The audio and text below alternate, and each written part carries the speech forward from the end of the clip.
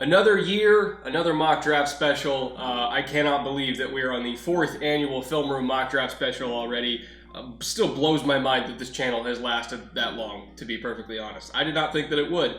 A little bit different this year. I got some reinforcements with me because I felt like I was going to need them to get through this thing today. Because once again, my Houston Texans do not have a first-round pick, and I'm still reeling from the, let's just say, exciting offseason that we've had so far. So I'm going to be doing a little bit of a bourbon flight to help me get through this thing. We have 32 picks to get through. I have no idea how long that's going to take. Usually it takes a long time.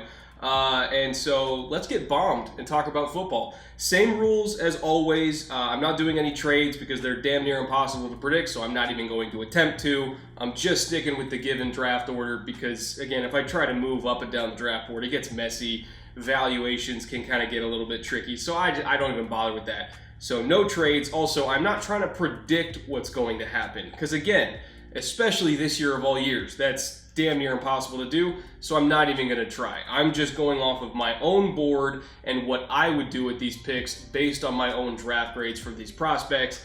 And also, third rule, I'm not just picking for 2020. I'm picking for 2021 and 2022.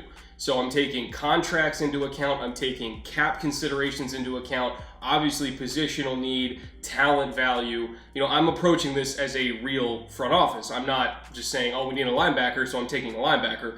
It doesn't work like that in the NFL, so it's not going to work that way for me as well. So, again, keep those 3 rules in mind as we go through this thing.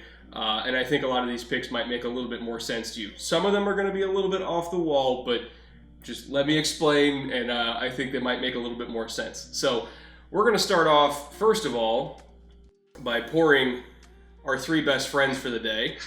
I got a little bit of an Eagle Rare, which to me is the best value in bourbon by far. A little bit of a generous pour, but like I said, we're going to need it. Eagle Rare, it's a 10-year bourbon that's like $33. It's ridiculous. It uses the same mash bill as this one. This is your classic Buffalo Trace. Oh, that's a good sounding cork on that one. So again, same mash bill, but Eagle Rare is aged for 10 years. Buffalo Trace, I can't remember how many years it is. I think it's 4. You can correct me if I'm wrong on that one. A little bit more color in the Eagle Rare, spends more time in the barrel, but both excellent bourbons. And then I have what's left of my Woodford Reserve Double Oaked. Oh, again, great cork sound. That one's probably going to put me over the edge by the end of it, but let's see how this goes. So that's what we're working with today. First pick, it's pretty cut and dry. I have the Cincinnati Bengals taking Joe Burrow. Everybody has the Cincinnati Bengals taking Joe Burrow. If you watch my Film Room episode breaking down why Joe Burrow is amazing, again, it's not hard to figure this one out. I don't buy the Chase Young at the top of the draft. I don't buy the trading down for a haul from Miami and taking Tua. Joe Burrow is the best quarterback in this class. I don't think it's really a discussion. And he's going to be the franchise guy in Cincinnati for a long, long time. He's phenomenal under pressure.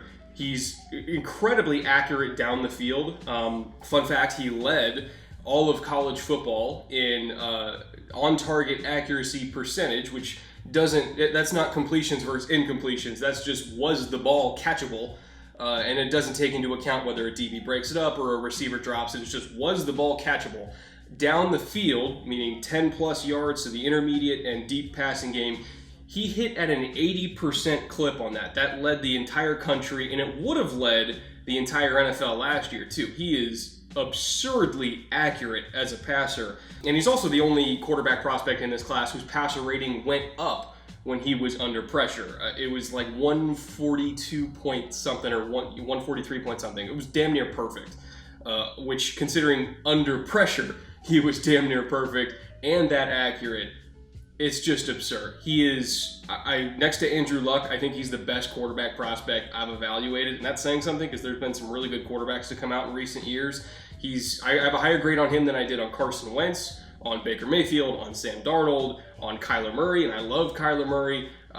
This one is, he's special. So the battles between him and Lamar and whoever the young Steelers quarterback is going to be, cough, cough, Jalen Hurts, that's going to be a really fun division to watch for the next 10 to 12 years because, man, he's good, and obviously Lamar Jackson's good, and Baker Mayfield, I think, is also pretty good too. So the AFC North is going to be loaded with young quarterbacks, with Burrow potentially within a few years. This might sound like blasphemy to Ravens fans because you have a reigning MVP on your team.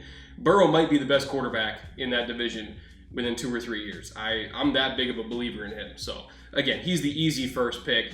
And that brings us to the second overall pick, the Washington Redskins. And again, this is straight chalk. It's an easy one for me. I'm taking Chase Young out of Ohio State, a former teammate of Joe Burrow before Burrow transferred to LSU. And again, I did a film room episode on him. If you watch that one, he is the best pass rushing prospect I've ever evaluated. And I don't say that lightly because I loved Myles Garrett, I loved Khalil Mack, I loved Jadeveon Clowney. In terms of interior linemen, I had a top 5 grade on Aaron Donald. Bradley Chubb, I thought was phenomenal too. So there's been a lot of really good edges to come out since, 2014, the last 6 years or so. He's better than all of them. I'd be remiss if I didn't mention the Bosa brothers either. I both had high first-round grades, like top 15 pick grades on both of them as well. And when you look at Chase Young, he has all the athleticism of Myles Garrett, but in the technically refined package of Nick and Joey Bosa. He has mastered that classic Bosa double swipe move where you swipe both hands when the tackle's trying to engage you. Most college tackles are going to lunge with 2 hands, which is a death sentence against them.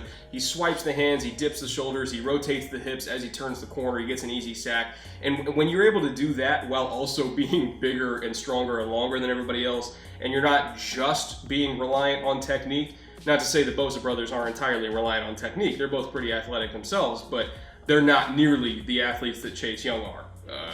Even Nick, who I think is more athletic than Joey, is not nearly the athlete that Chase Young is. And so I think he's going to be immediately a Pro Bowl caliber pass rusher. He'll probably be an all-pro caliber pass rusher within a couple years because his ceiling is, I'm not kidding, it's limitless. That kind of athlete, that kind of technique, that kind of work ethic, he's like Julius Peppers, where you just look at him and you're like, okay, we'll see him in Canton in 20 years. Like that's the kind of grade I have on him. It's hard to say any prospect is can't miss, but he's pretty damn close to it. So I think the Redskins would be insane to pass on him. Even if they like Tua, I don't particularly think that Chase Young is somebody you pass on, especially when you just took Dwayne Haskins. And I had a big time grade on Dwayne Haskins myself. I had him as a top 10 pick, I think it was last year. And I love Dwayne Haskins. I think he has, again, a bright future in front of him as well. So if you already have a young quarterback, which is the only reason why you would pass on a guy like Chase Young is if you didn't have a young quarterback, hence the Bengals taking Joe Burrow. If you already have a young quarterback that you really like, there's nobody in this class that I would take over Chase Young. So again, he's the easy pick for me. And that brings us to pick number 3, continuing with the chalkiness of this all. I promise it gets a little bit interesting after the top 5. I can't not go with Jeffrey Okudah. He's the best corner in this class. I think all of this recent CJ Henderson is a better cover corner than Okudah stuff. Does CJ Henderson have better movement skills? Yeah, maybe. Is he a better cover corner? No. Jeff Okudah is just as good a cover corner as Jalen Ramsey when he was coming out of Florida State. Ramsey was a better athlete, which is why Ramsey has the highest grade I've ever given to a DB. But in terms of just playing press and locking a receiver down outside the numbers, Okudah is just as good as Jalen when Jalen was coming out. I think he's better than Marshawn Lattimore was. I think he's better than Ward was. All the Ohio State corners that have been taken in the first round in recent years, Okudah's the best one. You look at his technique, you look at his length, you look at his physicality, you look at his willingness to tackle out on the edge and be a physical player and run support, which again is a huge edge he has over CJ Henderson. You look at his recovery speed down the boundary. Like, even if somebody gets a step on him, he's going to be able to recover and contest the catch at minimum and use that length to his advantage and break it up.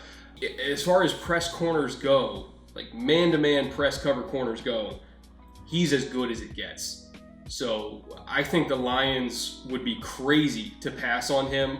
I think when you look at their corner situation, I understand they just brought in Desmond Trufant, but he's going to be 31 when his contract expires in a couple years. So they're going to need a young corner anyway, especially one as talented as Okudah, which I don't know if they're going to have another opportunity to draft someone like him again when Desmond Trufant's contract is up. I don't expect them to be a bottom 5 team again, especially with a corner like that coming out. Like, the timing could not be more advantageous for them. I think you get younger at the position ahead of time. You get an upgrade at the number 2 corner position ahead of time. And then when Trufant's contract is up, you let him walk. You have Okudah slide in easily to the number 1 spot, still in a rookie contract, still probably playing at a Pro Bowl, all-pro caliber level.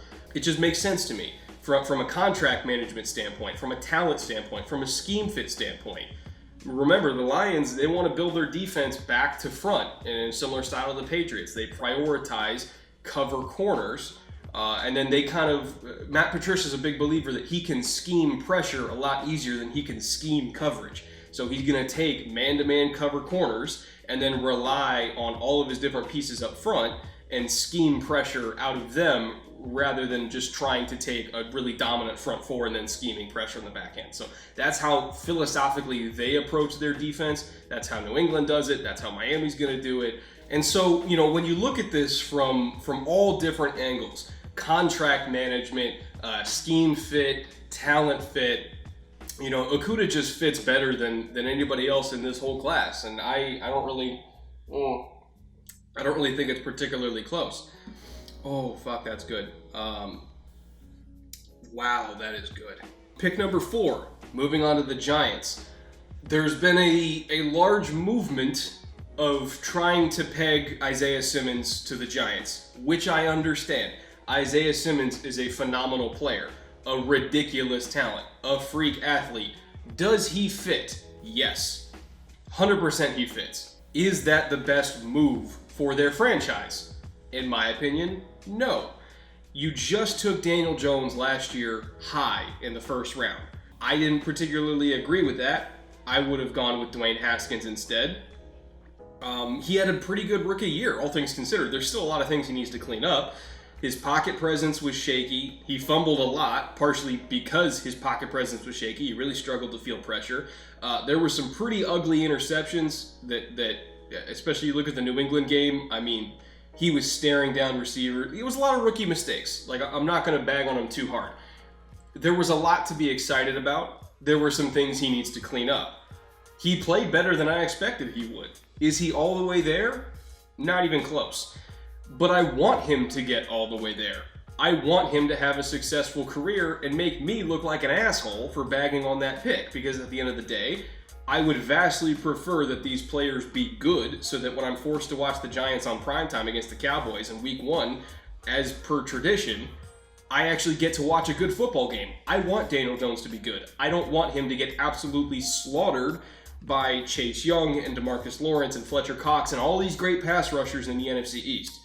So to take anything other than a stud offensive tackle would be horrendously irresponsible. I want him to be successful, so I need to keep him protected because, again, his pocket presence isn't the best. He still struggles to feel pressure. So the way to handle that is to make sure that he's not pressured as much. So I'm going with Jedrick Wills out of Alabama, who is my top-rated tackle in this class.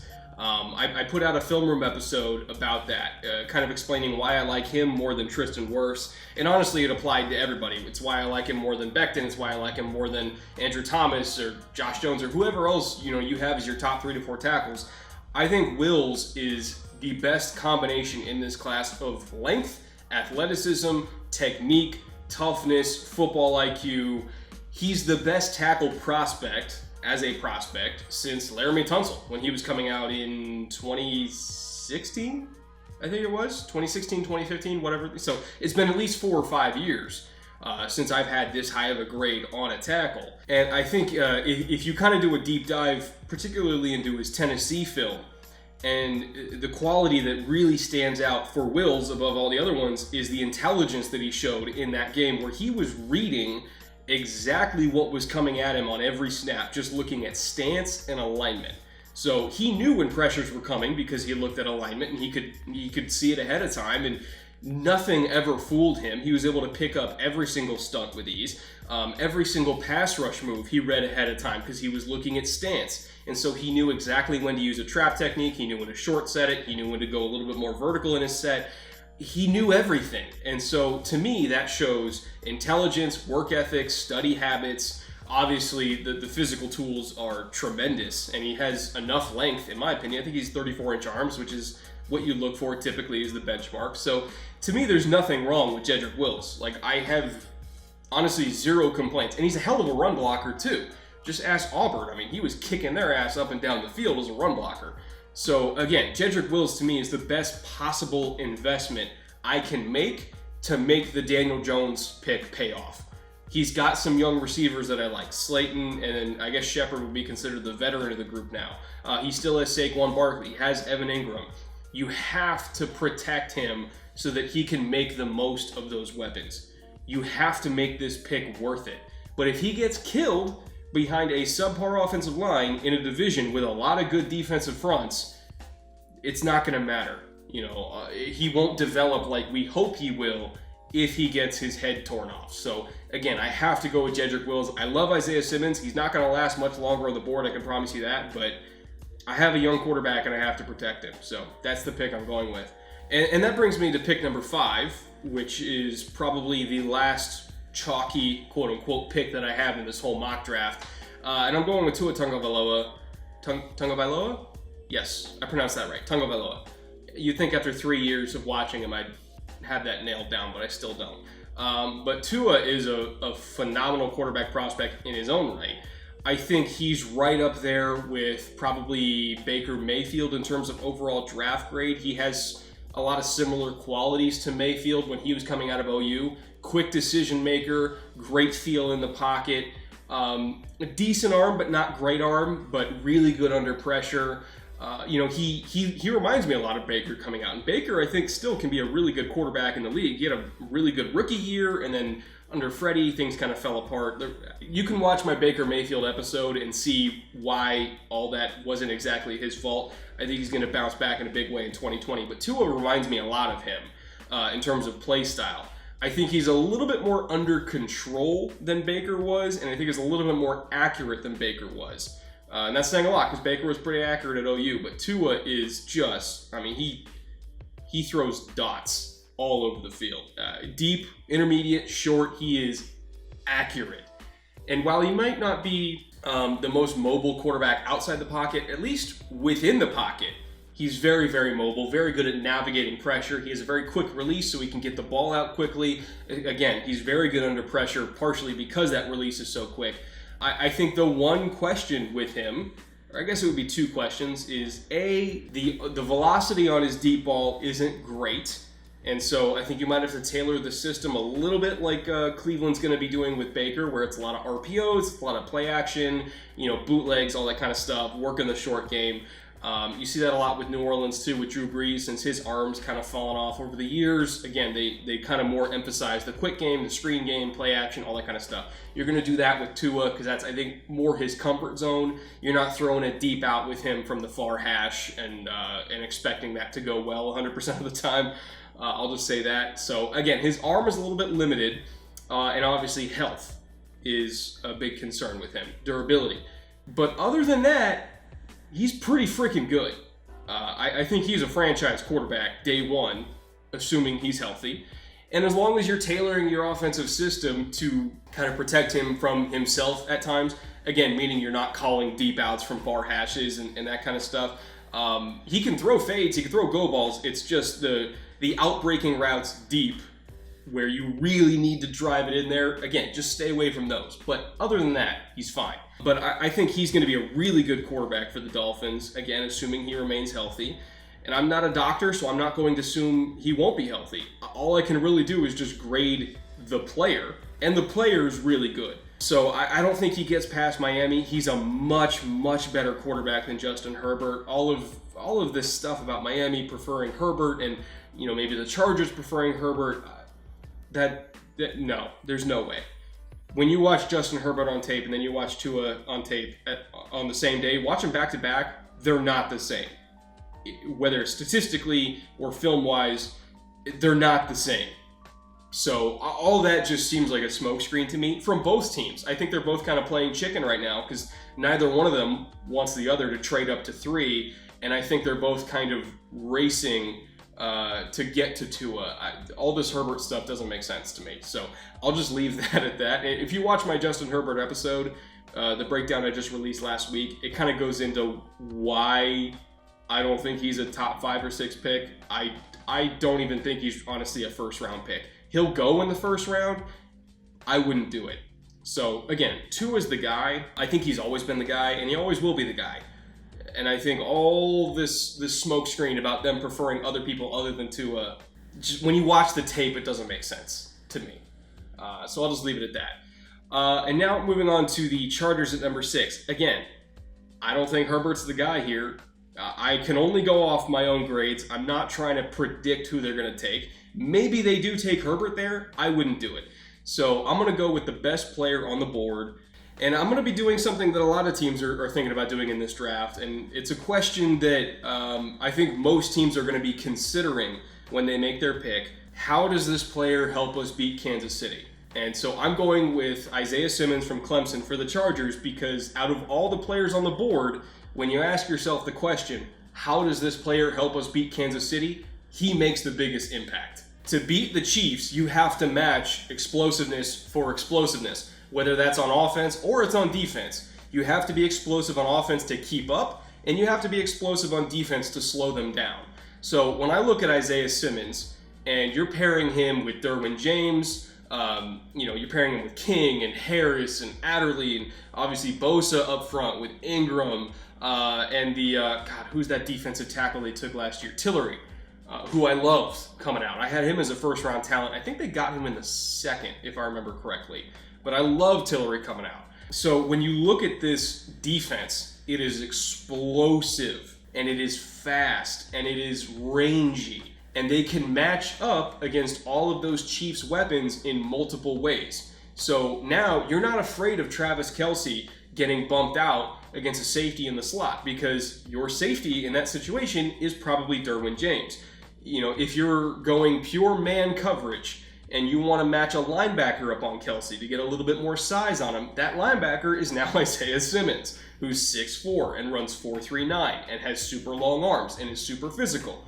If there's any linebacker prospect that's going to match up with Travis Kelce stride for stride, it's Isaiah Simmons. And that lets Derwin then be free to do Derwin things, whether he's blitzing or robbing or anything like that.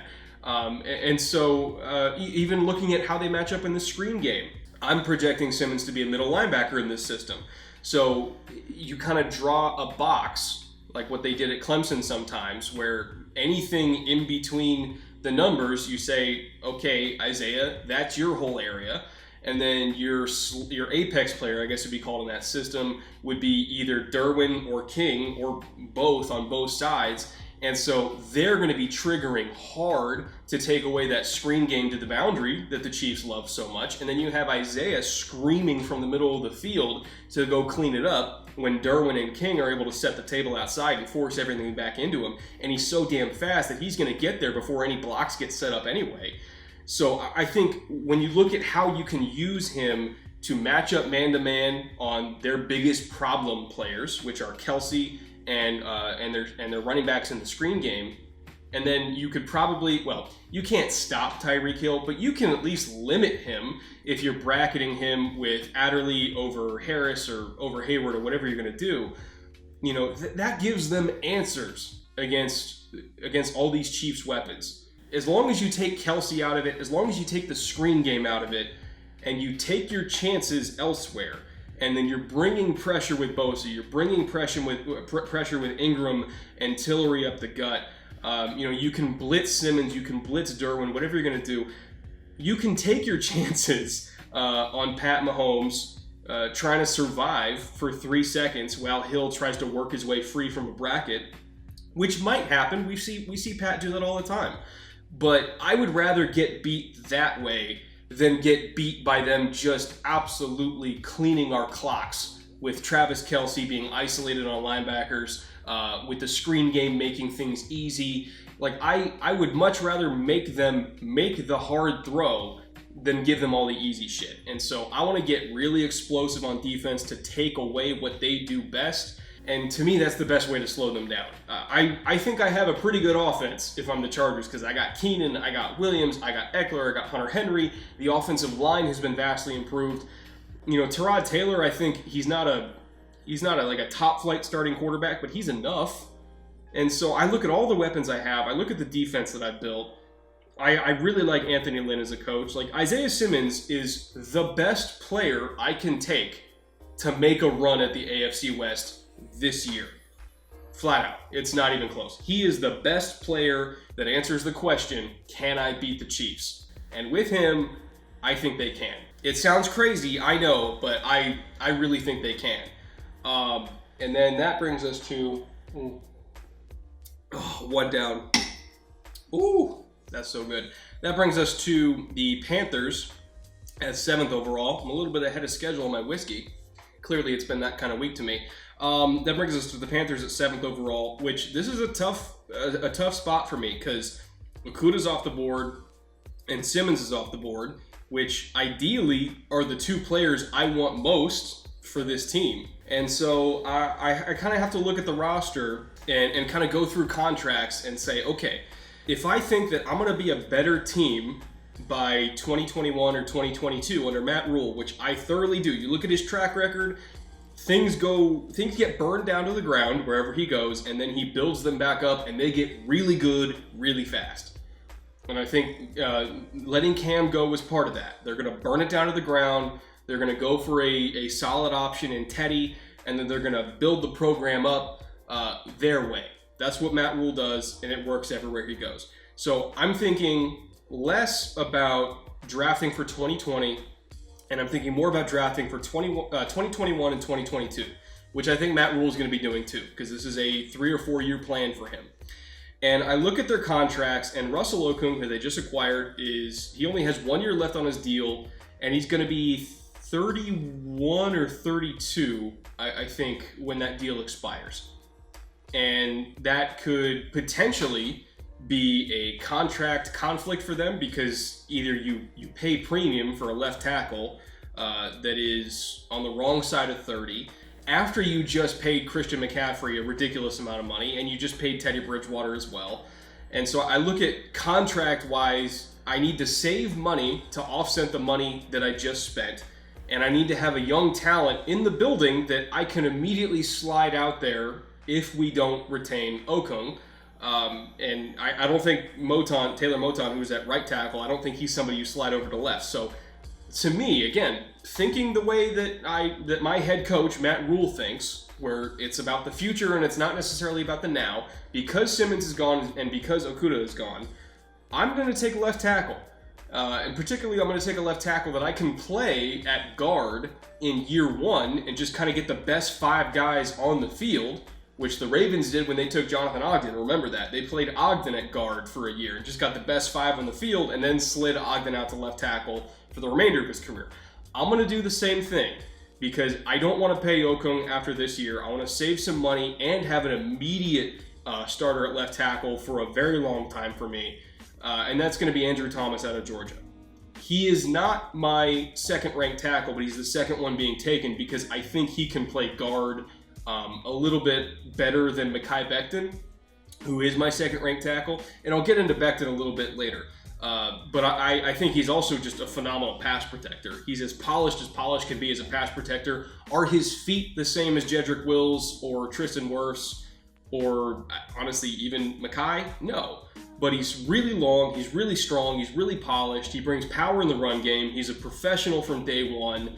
I think I can easily play him at guard on day one just to get the best possible starting 5 out there, and then I save some money by not having to pay Russell Okung next year. I immediately have a starter at left tackle, which I don't know if I'm going to be in position to draft in 2021, a starting caliber left tackle anyway.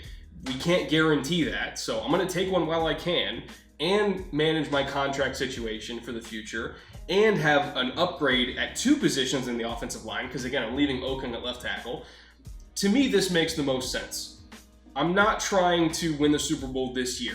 I'm trying to win the Super Bowl in 2 years and 3 years and be a contender for every single year after that. And the best way to do that is to keep Teddy Bridgewater protected, to open lanes for Christian McCaffrey, and to make sure that my cap is not absolutely decimated by trying to pay too many offensive linemen that are on the backside of their career. So again, to me, Andrew Thomas makes the most sense from those particular angles. And while it might not be the most popular pick among Panthers fans, to me, it's the smart pick. And that brings us to the Arizona Cardinals at 8th overall, who are, I don't want to say in a similar position, but it's not that far off, where, you know, they just acquired DeAndre Hopkins in a trade somehow for not a first-round pick. Thank you, Bill O'Brien, for that one. And that was kind of their biggest need going into the offseason, was getting a really good boundary receiver that Kyler could work with in the red zone, and they got him. And their receiving core looks ridiculous now. They have just a remarkable collection of weapons. They still need some help on the offensive line. Wills is gone. Andrew Thomas is gone. And I don't necessarily have Wirfs graded as a top flight right tackle from day one. There's a lot of projection involved here. And again, when I did my film room episode on Tristan Wirfs, there was projection involved because there's a lot of technical things he needs to clean up. His feet get sloppy, his hips get sloppy, his hands get sloppy. He's raw. Not super raw. I'm not talking Greg Robinson raw, but there's a lot to clean up. And so I have to almost tread lightly here, taking him at 8th overall, and realize that it might be a couple years before we see the Tristan Wirfs that we think he can be. And so when I look at how he projects to fit with the Cardinals, if he shows up to camp without a true offseason, because I don't think they're going to get a true offseason this year, and he starts getting his ass kicked by Chandler Jones on day one, Marcus Gilbert might be a better day one starting option at right tackle than Tristan Wirfs. So to me, the reason why you take him at 8th overall is because I think he can also play guard, just like Andrew Thomas. I think you can put him at guard year one, just get your best 5 out on the field. You can protect him a little bit from himself if you don't think he's ready to play tackle, if you don't think he's technically ready to play tackle. You put him at guard, or at least have him compete with J.R. Sweezy for guard. And then you see how he does. You get the best 5 on the field. If you keep him at guard long term, that's fine.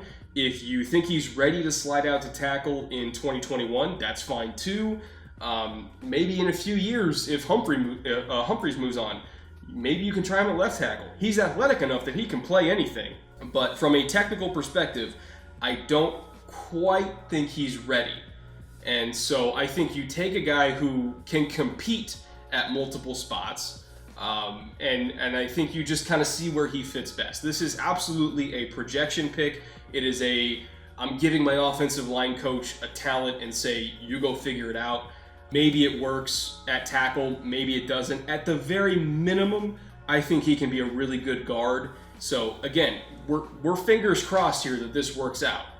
But if it does, we could be looking at either a Zach Martin type guard or potentially a Lyle Collins, even a more athletic Lyle Collins type right tackle, which I think is worth the gamble at 8th overall. Just give him to the offensive line coach and let him figure it out. And I highly encourage you to go check out my film room episode that I did on Tristan Wirfs, because I can't really break it down properly here in this setting, but there's a lot of concerns there. Fixable concerns, absolutely fixable concerns, but enough concerns that I don't feel 100% comfortable taking him and immediately sliding him at right tackle. So again, this is just something to pay attention to, something to keep in mind. The ceiling is incredibly high, so he's worth the 8th overall pick, but we have to manage expectations here. And as we move to pick number 9, and I'm finally able to dig into this Buffalo Trace because I didn't want to get too sloshed before halfway through this mock draft, although that will probably be pretty entertaining for you. That brings us to the Jacksonville Jaguars, and one of the least sexy, but also most important and best fits in this whole mock draft. And that's Derrick Brown becoming the new nose tackle of the future for the rebuilding Jacksonville Jaguars. And again, this is a perfect scheme fit, perfect talent fit, perfect, in terms of getting value on my big board versus where you get him. He's a top 5 player in this class that you're getting at 9th overall, so that's value to me. And while it might not be sexy because he's a nose tackle, there's very few elite defenses throughout history that were elite without having a dominant nose tackle. It's a very important position. Again, not a whole lot of stats associated. He might only get 20, 30 tackles on the year, but his ability to command double teams, and when they single him up, his ability to dominate in one-on-one blocks, just with sheer power and leverage. I mean, he is a pocket crusher. He is a dominant run stopper on early downs if you are dumb enough to leave him single block. I mean, if you try to reach him with a center and you're not comboing him on zone, he will absolutely destroy your run game. You know, he's that kind of important piece where he frees up everyone else in that system. The linebackers, it was not a good linebacking core last year at all. The linebackers need a guy like him ahead of them so that they can honestly just not be blocked as much because they couldn't get off blocks last year. Josh Allen needs a guy like him next to him so that he can draw double teams from guards and open up more counter lanes inside so that Josh can use that spin move that he had so well in Kentucky and kind of use his explosiveness and counter inside. He's not just getting met by a guard every single time. So again, double teams next to him and giving him a true one-on-one against an offensive tackle will help him out. You know, he's the straw that stirs the drink, to put it in the best possible way. He's the guy that makes everything work. And that's why I think he's one of the 5 best players in this class. So again, is it as sexy as adding another receiver or another pass rusher? No. But in the end, I think Derrick Brown is the best pick for the organization to try to help get that defense on track to what it was a couple years ago, because it has been completely stripped of damn near every starter from that AFC Championship team, and they desperately need a guy like Brown to get back to that point. And that brings me to pick number 10 and the Cleveland Browns. And I want to say this. I fully do not expect Mekhi Becton to get to the 10th overall pick. I think he will be gone before then, possibly to Arizona, because I think he projects as a immediate day one starter at tackle better than Tristan Wirfs does. So it's possible that they just outright try to replace Marcus Gilbert with Mekhi Becton. I wouldn't be surprised at all.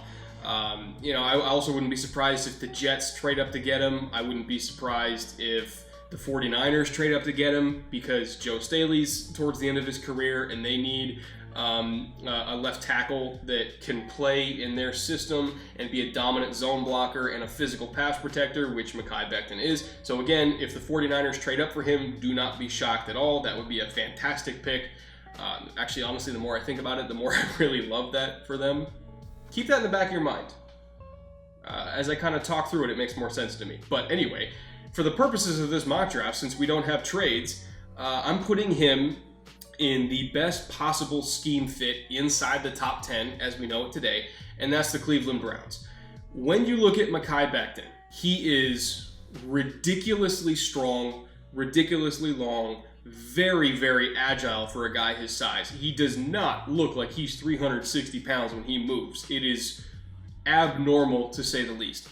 And when you look at how he fits the Cleveland system under Kevin Stefanski, they're going to be doing a lot of outside zone. They're going to be running a lot of 21 personnel and running zone lead. They're going to be running inside zone. Like, all of these zone concepts, Mekhi Becton was dominating on at Louisville against the entire ACC. You look at his game against Syracuse, and Syracuse was one of the few teams in college football that had two starting edge talents that are going to be drafted this year. That's not a very common thing. Syracuse had it. Alton Robinson and Kendall Coleman. And Mekhi Becton absolutely destroyed that defensive line. They ran outside zone lead behind him, I think, like 20 times for $150. And he absolutely dominated. And it wasn't just because he's bigger and longer and stronger than them, which is true, he is, but you could see he understands angles, he understands technique, he understands the communication aspect of zone blocking. It is so natural to him. And when I look at that cut up, and I know that that is the exact same concept that's going to be the basis for Kevin Stefanski's system in Cleveland. It's going to be a lot of outside zone lead. It's going to be a lot of bootlegs for Baker Mayfield. Most of their passing concepts are going to be off of play action. You know, that was what they did at Louisville. Like, Mekhi Becton only had 73 true pass sets last year, according to, I think it was PFF that put that stat out, which means it wasn't off play action, there was no chip help, it wasn't a screen, like actual pass protection reps. And his pressure rate given up, I think it was like 1 pressure a game in those, which is higher than you want it to be. But at the same time, Cleveland's going to be doing the same thing. If he's only given up 1 pressure a game, and it's partially because most of their passes came off play action, that's fine. Take him to run block. Take him to open up lanes for Nick Chubb and Kareem Hunt. And if you're only throwing 5 times a game out of like a true pass set, then who cares? And not only that, but he's getting better in those too. Like, you look at him in all the workouts he's been doing since the season ended. He's been working with Duke Manyweather, one of the best offensive line coaches really anywhere. He's the same guy that works with Lane Johnson, Mitchell Schwartz, Trent Brown, like all these elite pass protecting offensive tackles. And, Mekhi's been working with him this whole offseason to improve himself in those true pass sets where it's literally just man on an island, see if you can block me. Like, he's going to be better in that area. In addition to already being a dominant run blocker in the same system that Cleveland runs. There is no reason to me why they should pass on him. He is a perfect scheme fit from day one. You don't really have to teach him anything in a very shortened offseason, if they get an offseason at all. He already knows what he's doing in that system. He's already improving as a pass protector, and I mean a true pass protector, not just, short-setting people on play action. Again, he's a perfect fit. He's going to be a franchise left tackle for them. Maybe he doesn't fit every single system. If you're going to be asking him, if you're going empty protection, say, like all day long in Kansas City, where it's a lot of 5-man protections, you're asking him to be out on an island like they do with Eric Fisher. If you're running that kind of system, yeah, it probably doesn't really fit him. Maybe he's not quite ready for that. But if most of your passes are coming off bootlegs, and if most of your running plays are going to be outside zone or inside zone, like, God, what's the problem here? Like, he is the fit for the Cleveland Browns. And if they pass on him, I would be stunned, because I don't think there's a single offensive lineman in this entire class that fits them better, other than maybe Jedrick Wills, but he's going to be long gone. So, again, he is one of my favorite player-to-team fits in this whole mock draft, and I would be beside myself if they left him on the board at the 10th overall pick. I would be absolutely stunned. And that takes us to pick number 11 in the New York Jets, who unfortunately have had 4 offensive linemen, top flight offensive linemen, go off the board before this. And I understand they signed George Fant.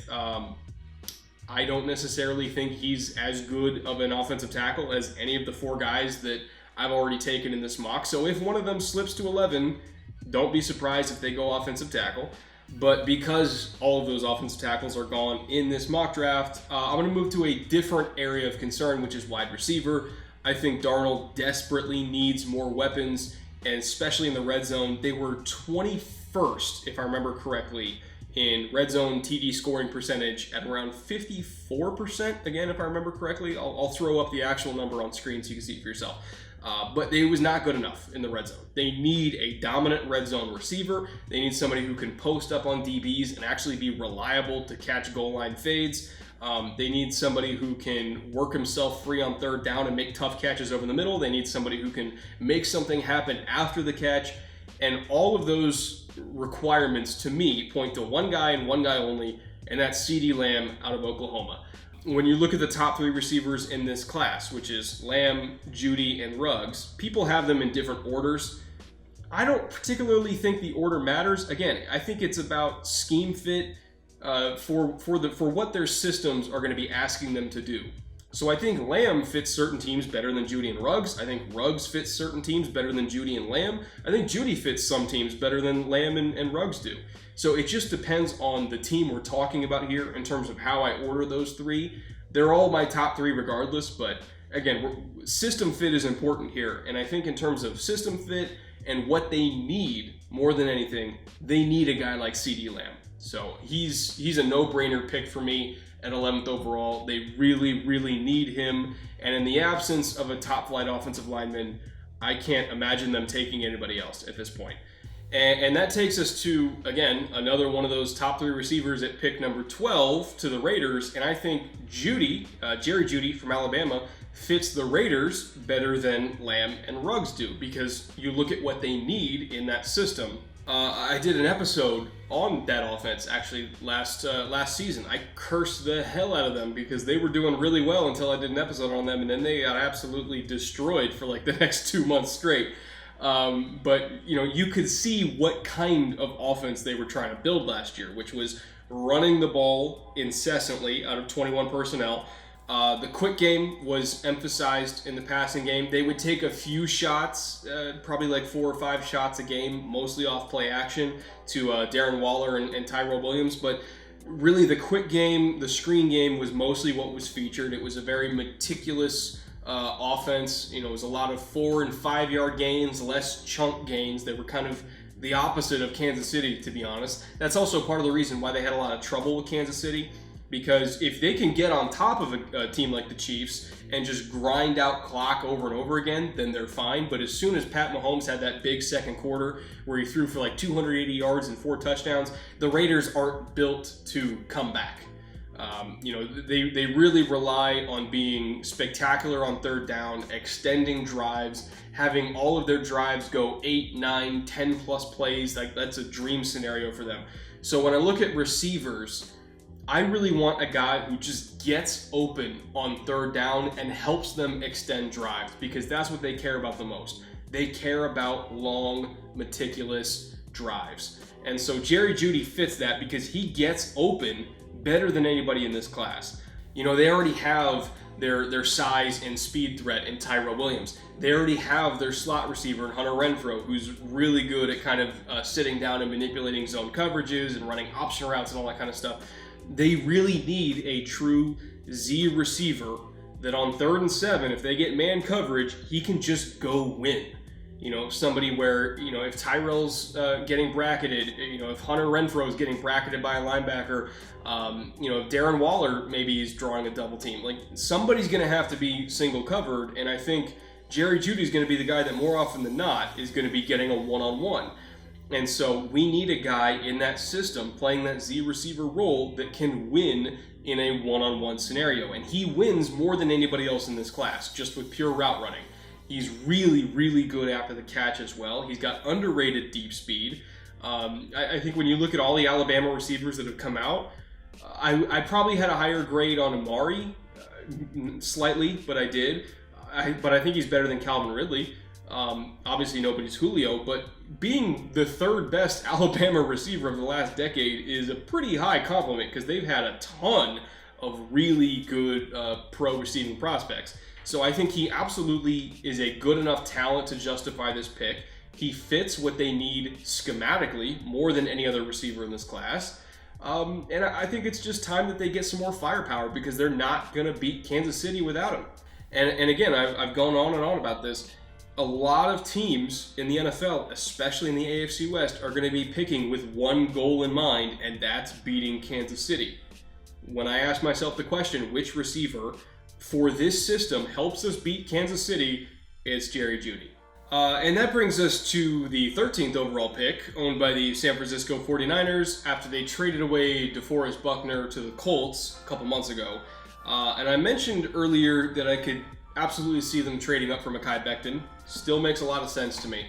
But in the absence of trades, again, I just got to stick and pick. And so when I look at them, look at their roster, I should say, they don't have a lot of major needs.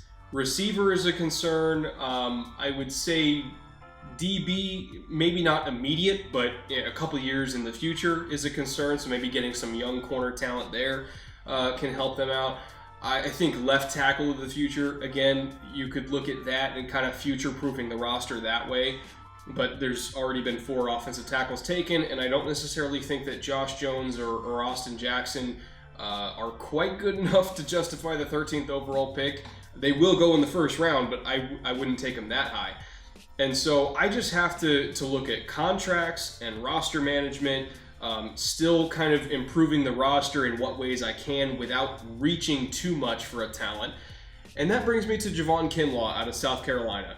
And I know people are going to be kind of weirded out by that. They're going to say, well, you just traded away defensive tackle. Why are you taking a defensive tackle with a very similar skill set, with similar physical gifts? You're correct. DeForest Buckner was an explosive, long, technically refined defensive tackle that was a nightmare to block. He was a really good run defender, a good pass rusher. Like, he was everything you could ask for. And also my highest graded 5 technique ever when he was coming out of Oregon. So he certainly lived up to the grade that I had on him. And I made a film room episode after his rookie year explaining that he was well on his way to becoming the player that he eventually became, which was an all-pro caliber defensive tackle / 5 technique, however you want to use him. But anyway, to make a long story long, why would you replace DeForest Buckner with Javon Kinlaw? And when you look at their contracts, they really couldn't afford to keep both Buckner and Arik Armstead. They wanted them both, but they couldn't afford it. So what their strategy to me was pay Armstead, trade away Buckner, and then, again, if I was running that front office, I would see Kinlaw on the board and see an opportunity to replace Buckner with a similar player, or at least a player that has the potential to be just as dominant as he was, but for 20% of the contract price. When you look at the 13th overall pick last year, which was also, ironically, a defensive tackle in Christian Wilkins, he's making, I think it's $3.85 or $3.9 million a year. DeForest Buckner's making $21 million a year now. So if I can get Javon Kinlaw, assuming that everything's kind of scaling up for the year, at around $4 million a year, if he turns into the player that I think he can turn into, or rather that I think he will turn into, because he's an absolute freak of nature, he's long, he's strong, he just absolutely demolishes pockets when he's one-on-one. Ask any of the SEC centers and guards that he went against. I mean, he just has absolutely unreal power. When I look at that raw talent, like, he can be Fletcher Cox if he's developed correctly. And he also he's a really good person and has an excellent work ethic. So I have high confidence that he is going to get to that level eventually. And if I'm getting that kind of talent for literally 20% of the cost of what DeForest Buckner's costing Indy, and all it cost me is just trading him away and then getting the 13th overall pick, from a roster management standpoint, from a cap management standpoint, from a talent acquisition standpoint, we want to keep the defensive line strong because that was the heart of the team last year. I want to keep the cap under control because we already paid Jimmy. We're going to have to pay some of our other young studs too pretty soon here. McGlinchey, I think, in a year or two is going to be eligible for an extension. He's going to get big money, or at least in my opinion, should get big money. Fred Warner, I think, in a couple of years is going to get paid a lot of money. Armstead just got paid. You're eventually going to have to pay Bosa. There's a lot to consider here, and this team is going to get expensive, very expensive, within a couple of years. So I want to avoid what we saw happen in Seattle. I want to avoid what we saw happen with the Rams, and just kind of plan ahead, get young, cheap talent on the roster while I can, keep the strength of the roster as the strength, and just build the team that way. To me, the smart move from all three standpoints of cap management, talent management, roster management, Javon Kinlaw's the guy. So again, is it as sexy as a receiver? No, but it makes a lot of sense to me. And that brings us to Tampa Bay at 14. And I really struggled with this one because the GM in me really wants to build for the future and take a talented quarterback here so that the transition after Tom Brady is smooth. But at the same time, the realist in me, that's kind of telling me that Tom Brady is not going to last more than a couple years, and Bruce Arians might not last more than a couple years either. Remember, he's already retired once, and he said that he loved retirement. He likes being able to go out on his boat and fish, and he loves coaching, obviously. He came back for a reason, but by no means do I expect him to last forever. I think he probably took this job because he wanted it, and because I think he sees an opportunity to make a run for a championship. But as soon as Tom's gone, I think Bruce is gone too, and that's not a criticism at all. If I was his age and I had accomplished what he had accomplished and I had the money he had, I'd probably go retire too, spend some time with the grandkids and right off into the sunset that way. So again, building for the future, I think while it might be smart, it's not realistic to do, because the only reason that Arians and Brady are there are to win a championship in the next 2 years. So I need to give them a player that can help them win a championship in the next 2 years, and then if we have to burn it all down when they both retire, we'll burn it all down. But for now, my number one concern is winning a championship. So when I look at all the players that can help me do that, this is a reach. I'm fully acknowledging that. He is not anywhere near the 14th player on my board. But if there's any team in the first round that can honestly just draft for need and not care about best player available, it's the Tampa Bay Buccaneers. So I'm taking Josh Jones, the offensive tackle out of Houston. Again, fully acknowledge that he's nowhere high enough on the big board to be a top 15 pick. But when you look at his skill set, which is winning as a pass protector one-on-one, he very rarely loses. Very good hands, good enough athlete, not super long, but he really knows how to use his hands. You look at his game against Oklahoma, I mean, they just couldn't do anything against him. Really nifty trap techniques and his ability to kind of, neutralize a stab move and just kind of get his guys on the ground. I mean, it was pancake city in that game. Is he a dominant run blocker? No, but he's fluid enough, and I think he can move at the second level pretty well and kind of locate and engage. But again, he doesn't lose as a pass protector. Very rarely loses, and that's a valuable skill set. So while he's maybe not the most physically gifted tackle, while he's maybe not the most dominant run blocker, I just need a guy who can pass protect. Just let me keep Tom Brady upright for 2 years. If we can win a ring by keeping Tom Brady upright, it's worth it. It really is.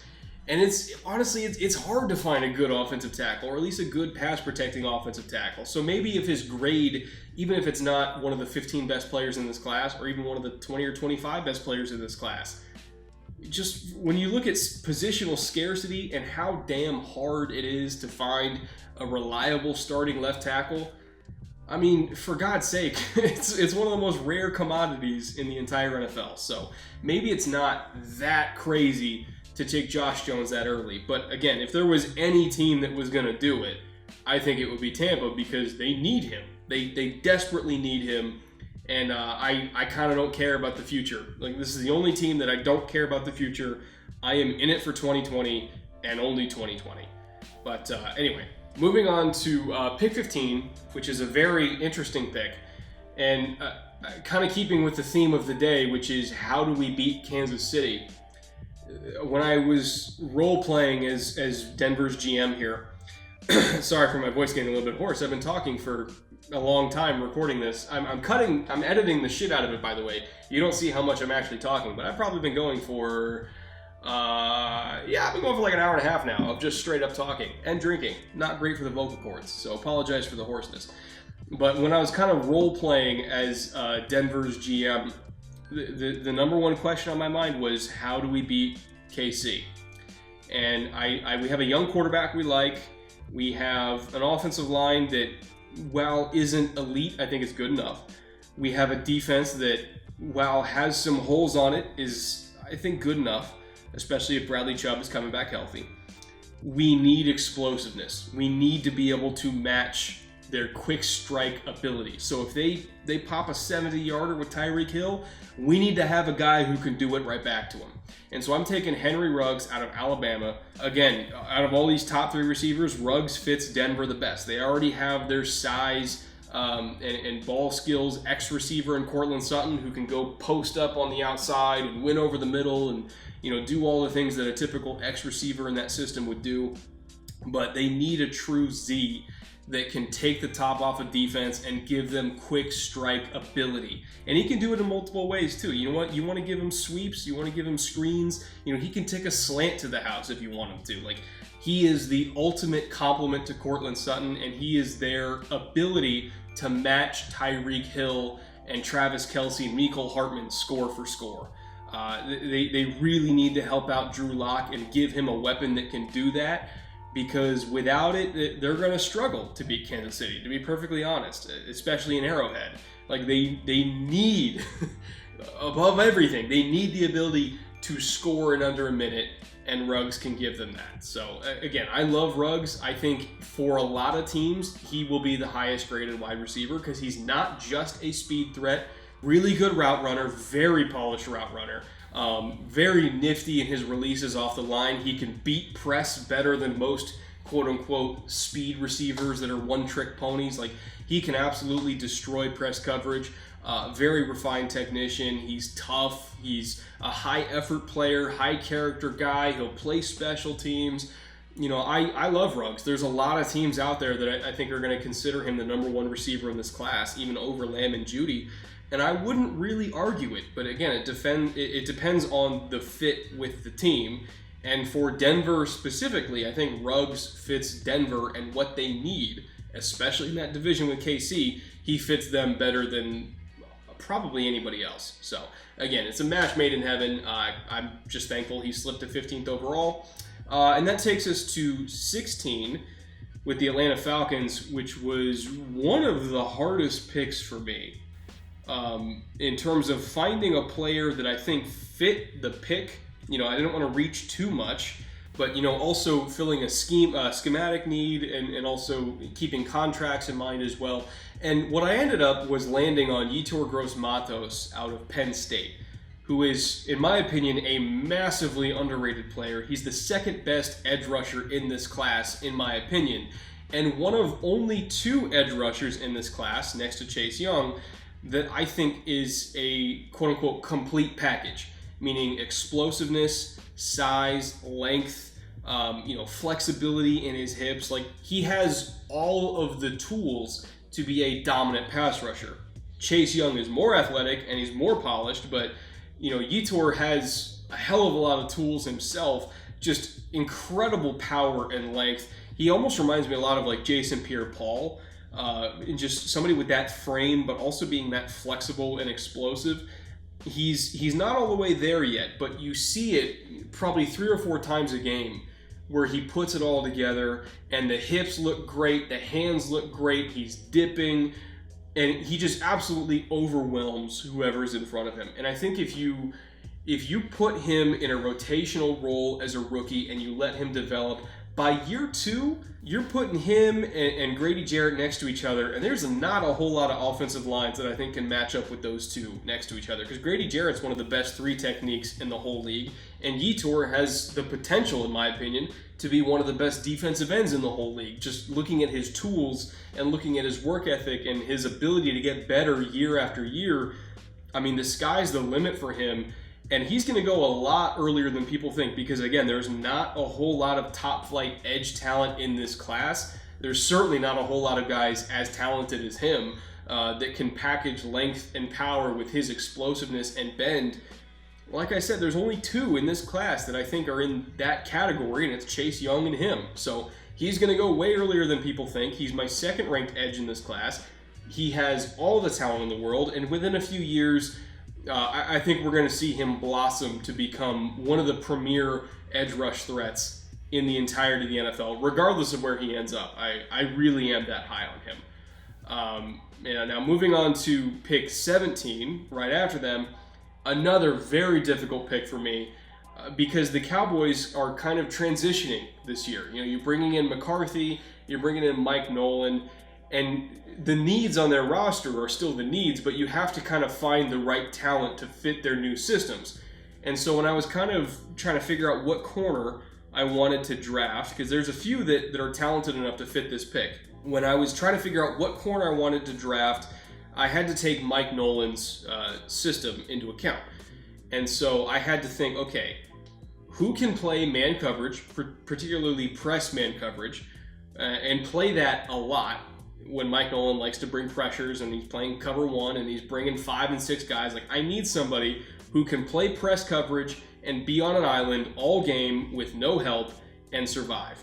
If he can't play off, that's fine. If he's not the best in zone, that's fine. Get me a press corner that can play man and let me bring the house. And to me, the second best corner in this class after Jeffrey Okudah in doing that is A.J. Terrell from Clemson. You know, when I look at Terrell, a lot of people are going to point to the national championship game, where he got dunked on by Jamar Chase a few times.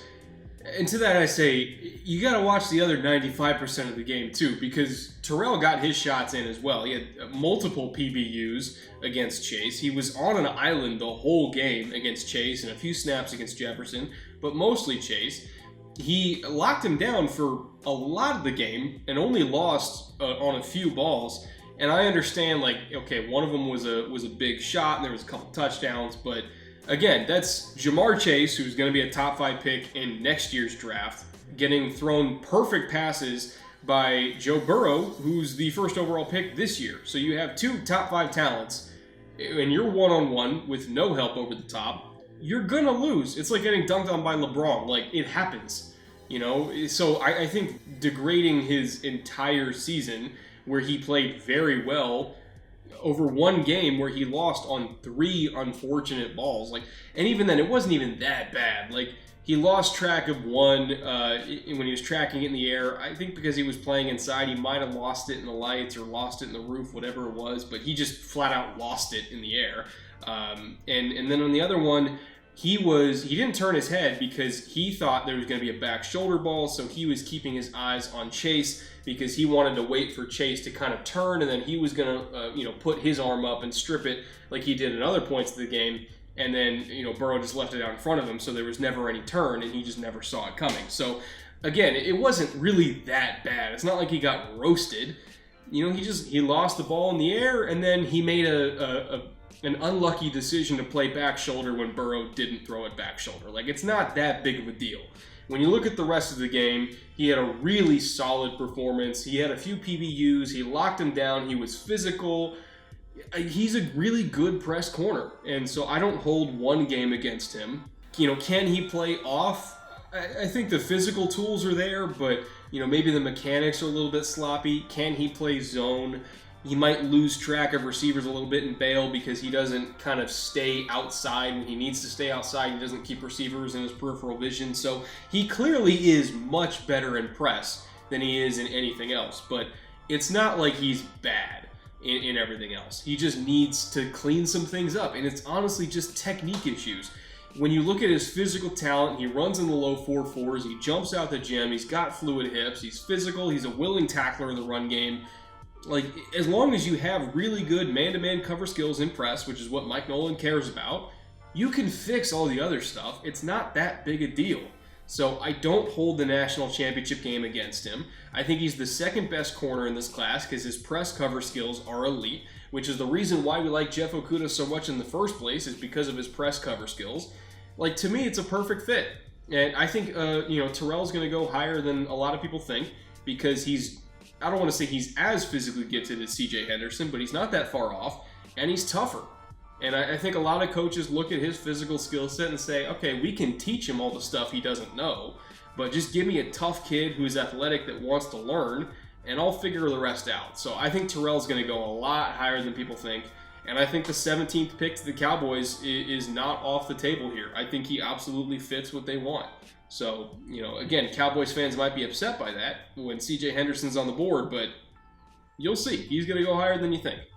And that takes us to pick 18 with the Miami Dolphins. And this is an interesting one for me because, again, they need offensive tackle to protect Tua. You could argue they need a running back a lot. I think they need a safety a lot. Like, there's a lot of holes on the roster. But there's already been 5 offensive tackles taken, and do I want to reach for Austin Jackson here? I thought about it. Like, Austin Jackson's going to go in the first round, and I thought about taking him here. But I also knew that there's another player that I have a monster grade on that fits what they want in a free safety that I think will not last until their 3rd first-round pick, and that's Ashtyn Davis from Cal. Now, Ashtyn Davis, people are going to say, who? Why do you have Ashtyn Davis going ahead of Xavier McKinney or Grant Delpit or, Jeremy Chin, any of the other safeties in this class that all have pretty good grades on them? When I look at Ashtyn, he is a remarkable athlete. I'm talking like legit low 4.4 speed, super fluid hips, very experienced. He made the calls in that secondary. He really has a high football IQ. He's got ball skills. He's got leadership. He's tough. Like, they put him in the box. They put him in the slot. They put him deep. He's versatile. he honestly, if you wanted to play him at nickel corner, you absolutely could. Or I guess just use him as a full-time nickel safety, like how I guess they wanted to use, who'd they trade to Pittsburgh? Oh my God, why am I blanking on this? I did an episode on him last season. Minkah Fitzpatrick. You know, they wanted to use Minkah in that kind of hybrid nickel role where, you know, sometimes you're playing deep, sometimes you're playing in the slot, sometimes you're playing dime linebacker, and Ashtyn can absolutely do that. He's physical, he's rangy, he's versatile, he's smart. Now, on top of that, part of the reason why not only is he my highest graded safety in this class, but part of the reason why he fits Miami in particular so well is the Cal DB coach, who Ashtyn has a very strong relationship with, is now the Dolphins DB coach. They just hired him this offseason. And so there's a familiarity there, which I think is extremely important in terms of being able to translate the language of the Flores system to what, you know, Cal's system was. And so learning all the new terminology, learning all the new coverage calls, having a DB coach already there that has a relationship, that knows Cal's system that they were running backwards and forwards and knows what Miami wants, and being able to translate that to Ashtyn in an offseason where, like I've said before, they might not really get an offseason. You know, having that kind of advantage in terms of downloading all that information to a rookie safety is tremendous. And so I think if there was any safety that was going to be able to come in on day one and start and know all of their coverage calls, know their checks, know exactly what to do in what situation, it's going to be Ashtyn Davis, because he has, he has that relationship.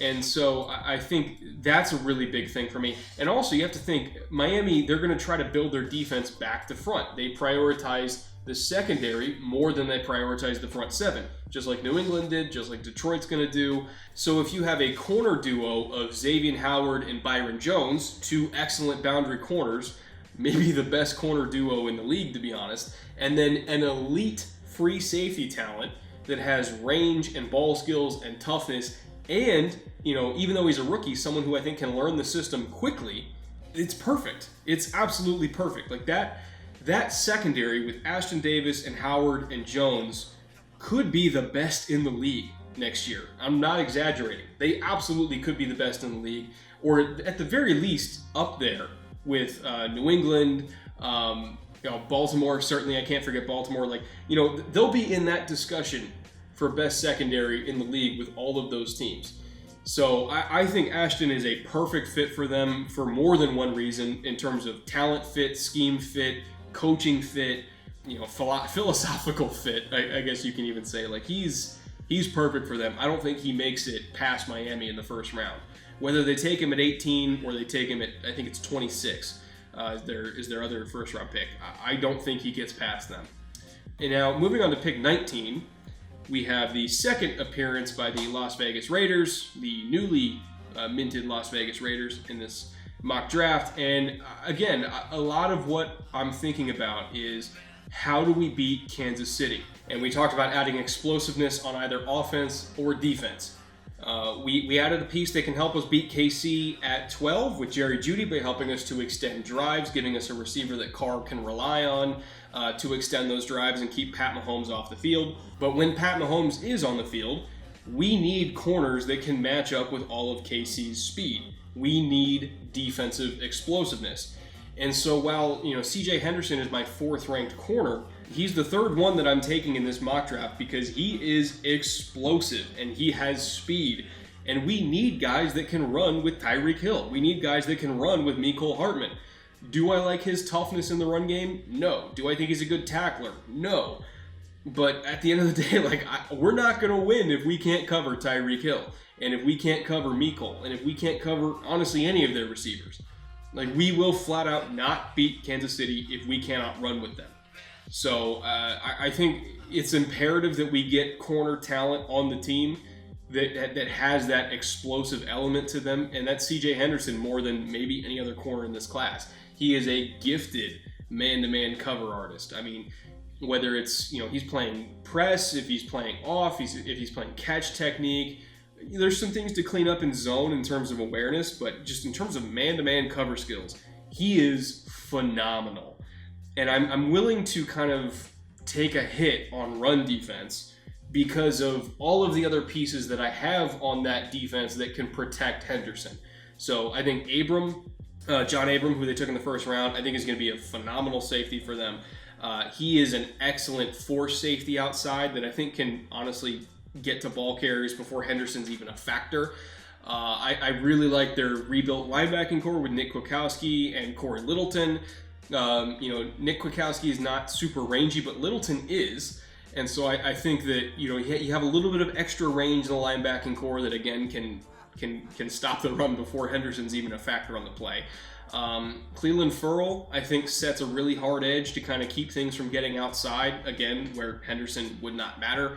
So, there's some other pieces on defense that I think can shut down the run without needing to involve Henderson. And the less they have to rely on him to make tackles in space, the less they have to rely on him to stop ball carriers short of the sticks on 3rd and short, the better. Just let him cover, let him do his thing, let him go lock down Tyreek Hill, or at least just survive against Tyreek Hill. And it will go a long way towards their ability to both match up against and potentially beat Kansas City. Do I think that they're all the way there yet to contend for the AFC West? It's going to be tough. It's a very hard division. All 4 teams, in my opinion, are good teams.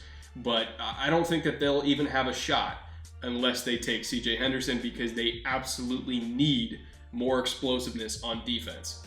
Now, that brings us to pick 20. I'm actually behind on my whiskey for this one. Oh, that's good. And pick 20 is the second appearance by Jacksonville. And Jacksonville, I'm also going corner. And this is my 3rd ranked corner, and that's Kristian Fulton, who I think maybe fits them a little bit better than C.J. Henderson. So it's fortunate for me that he's here at pick 20. He is a physical, long press corner with excellent zone awareness. He's quicker than you think for a guy his size. And I think he kind of fits the mold of what they want at boundary corner. Just a really gifted press corner. Not as fast as Terrell, not as long, or I should say he doesn't use his length as well as Okudah, and his hips are certainly not as good as Okudah either. But in terms of his ability to just take away anything outside the numbers, and I think he also has the quickness and the fluidity to play quick in-breaking routes as well. We saw that against Bama. He was able to break up a nice slant there and kind of showed off that he's more than just a one-trick pony that beats you up outside on the boundary. He's not a totally complete corner, but he's pretty damn good for a boundary corner. And I really, really have a high grade on him. I don't think he gets past probably the top 20 to 25 picks. He has excellent zone awareness. As I mentioned, he has ball skills. He's physical. He's willing to tackle in the run game, which is big for Jacksonville, especially with their, in my opinion, not great linebacking core. Obviously, Derrick Brown is going to help their run defense a lot, but they really needed a corner on the edge that could tackle in space, out on the edges, because the edge run game, I think, gave them a lot of problems last year. So that was a big thing that they, in my opinion, needed to upgrade going into 2020. And he's a really solid corner in every single area. You don't really hear his name called a lot, which is surprising because teams stayed away from Stingley on the other side of him, who's going to be a very good corner in his own right when he comes out in a couple of years. But you don't see Fulton getting picked on, which means neither of LSU's boundary corners are really giving up a lot of catches. That kind of explains why their defense was so good towards the end of the year. They had really good corners on the outside, and you pretty much couldn't throw to the boundary because you had to work the middle of the field. So if I can get a solid corner that is a plus in the run game, that can lock down anything outside the numbers, that can kind of funnel the passing game into the middle, that's to me that's a win-win. That is a solid, right down the middle of the fairway. It's a double in the gap kind of pick. Is Fulton spectacular? He might be, but I think it's less likely than, say, Jeff Okudah, that he turns into an all-pro. But I don't think he's going to be bad. I think he's, at minimum, a very solid pro for a very long time, which, with the 20th overall pick, that's kind of the best you can ask for. So I think he and Derrick Brown are going to be a very strong foundation, as they try to rebuild that defense after losing, I think, like every starter from that AFC Championship team except for Miles Jack. I think is the only starter left and on that whole defense. That was a tremendous defense, and I think he's the only one that's left. So again, Fulton and Brown is going to be a very, very good duo for them to kind of help rebuild that. And I couldn't think of a better way to spend the 9th and the 20th overall picks. Moving on to the third and final bourbon in my homemade flight, the Woodford Reserve Double Oaked, but most importantly, moving on to the home stretch of this mock draft special. Did I finish? Yes, cool. Home stretch of this mock draft special, all the playoff teams now. And at pick number 21, kind of starting things off with a bang with Justin Jefferson to the Philadelphia Eagles. And the thing with Jefferson is there's a debate among Eagles fans of Jefferson versus Denzel Mims. I think either one of them fit, but I think Jefferson fits slightly better because you have to remember the Eagles, they throw to the slot more than almost anybody. They threw to the slot the third most in the NFL last year. And Jefferson, I think, is versatile in that he can play a big slot role for you or he can play outside. I think he can do either role. And while their tight ends played in the slot a lot last year and were kind of their primary, quote-unquote, big slot receivers, I think having Jefferson there gives them a little bit more schematic versatility so that you can use your tight ends in other ways and they don't have to be your primary big slot matchups. If you want to get that big slot matchup without having to commit your tight ends to the slot, you can get Jefferson in there, who is a phenomenal slot receiver in his own right, but also has the deep speed to stretch the field from that position. He's a really, really good yards after catch threat. He catches everything thrown his way. He's a phenomenal route runner.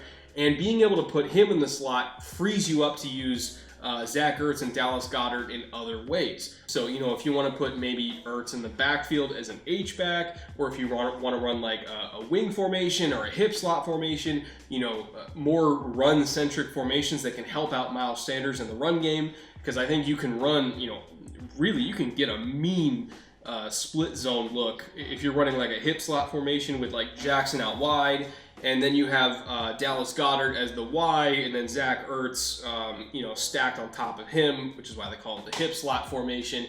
And I think that could be really dirty because then you're using Ertz as the move blocker on split zone and kind of creating just easy cutback lanes for Sanders. You can build RPOs off of that with Jefferson as a slant on the backside.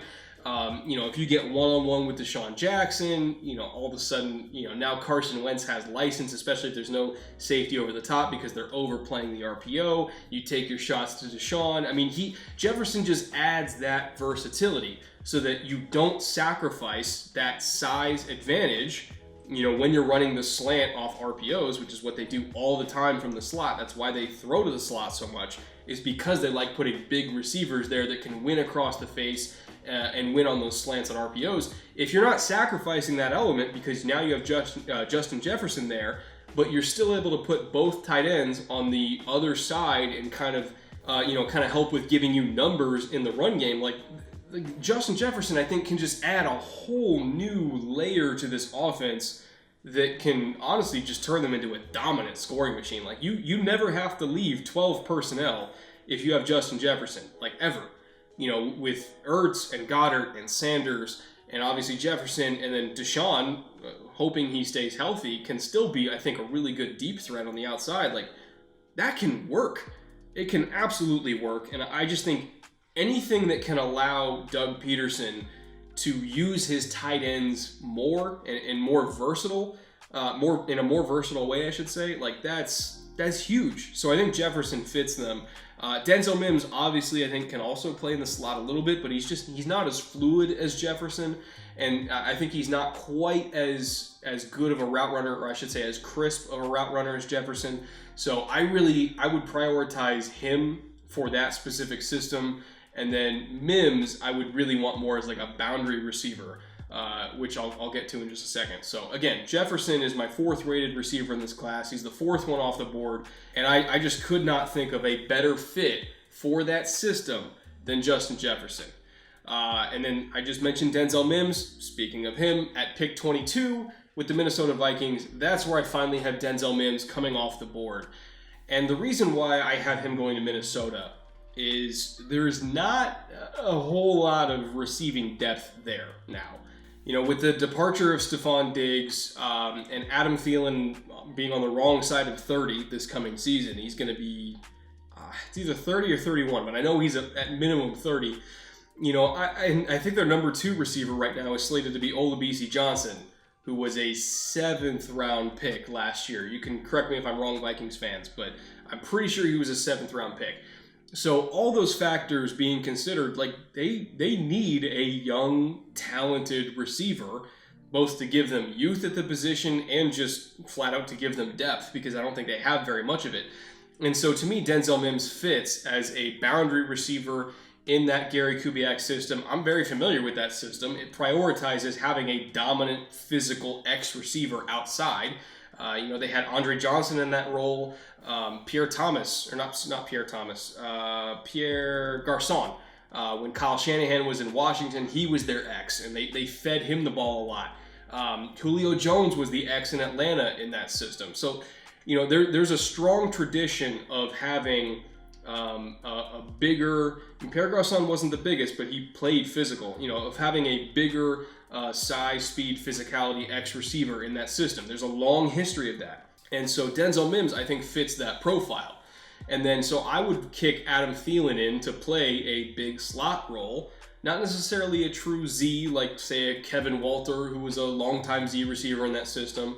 I wouldn't necessarily have him play a true Z. I would honestly use a lot of, slot formations and have Adam Thielen and Denzel Mims right next to each other, have Thielen in the slot just beating up on smaller nickel DBs, have Mims with all of his size, speed, and physicality beating up on boundary corners, because he plays a lot like DeAndre Hopkins, in my opinion.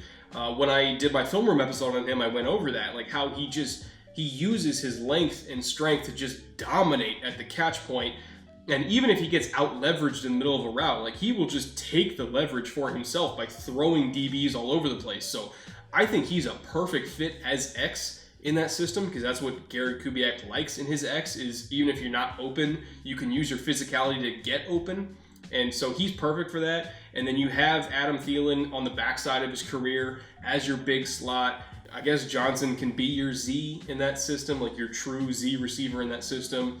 And Mims is also a pretty good blocker in his own right too, which is a high priority for them, especially out on the edge when they run so much outside zone with Dalvin Cook. Like, Mims blocks his ass off. So again, he's a perfect fit in a lot of ways, not just because they need depth, not just because they can get a top flight receiver for a lot cheaper than what Stephon Diggs is making, or at least made. He's a small town guy, so I think he kind of fits Minnesota a little bit better than, say, the atmosphere in Philly. We heard Denzel Mims say that the first time he went to Philly, it kind of scared the crap out of him, because that's a different breed of football fan up there. I'll just say that. So I think Minnesota's a little bit more low key, and Mims grew up in a small town in Texas, I think of less than 3,000 in population. So I think going to a little bit smaller of a market is better for him. Just going to a more chill atmosphere is better for him. It's a system fit, and he's just a damn good receiver. I think he's a perfect fit for Minnesota,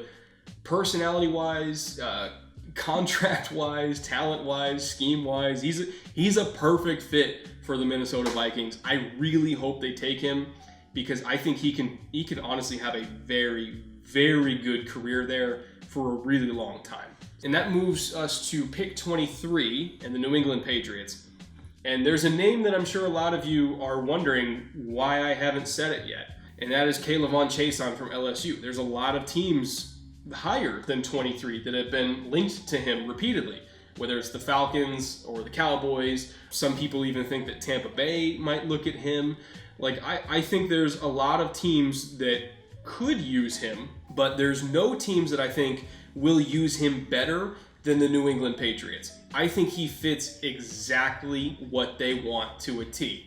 And his skill set is like Kyle Van Noy, who they just lost to Miami, but just add a whole lot more juice. He's more explosive, he's more fluid, he's faster. He is Kyle Van Noy cranked up to 11. And I think Bill Belichick would fall in love with him. He's a high character guy. He wore the number 18 at LSU, and remember, that is a sacred number in that program. Not anybody gets to wear that. You only wear that if you are a leader of leaders. Like, you have to be the leader in the locker room to wear number 18. He's exceptional character, exceptional work ethic. He'll play special teams. He prides himself on playing special teams. Bill Belichick loves that shit. If you're willing and able and actually want to play on special teams, Belichick automatically will give you a shot.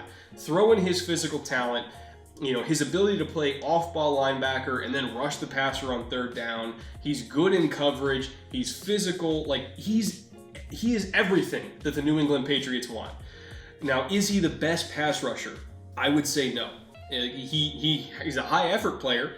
He's got a lot of bend. He's got a lot of explosiveness. He's not very strong, and I think there's a significant gap in his game because he can't really win with power. He has to win with speed and he has to win with bend, which is fine. But usually, guys that don't have every tool in the toolbox, like say a Chaisson or a Yetur Gross-Matos, or even say going back a few years, like Myles Garrett or Bradley Chubb, all those guys that don't have the ability to win with power when they need to win with power, I think take a little hit in my book.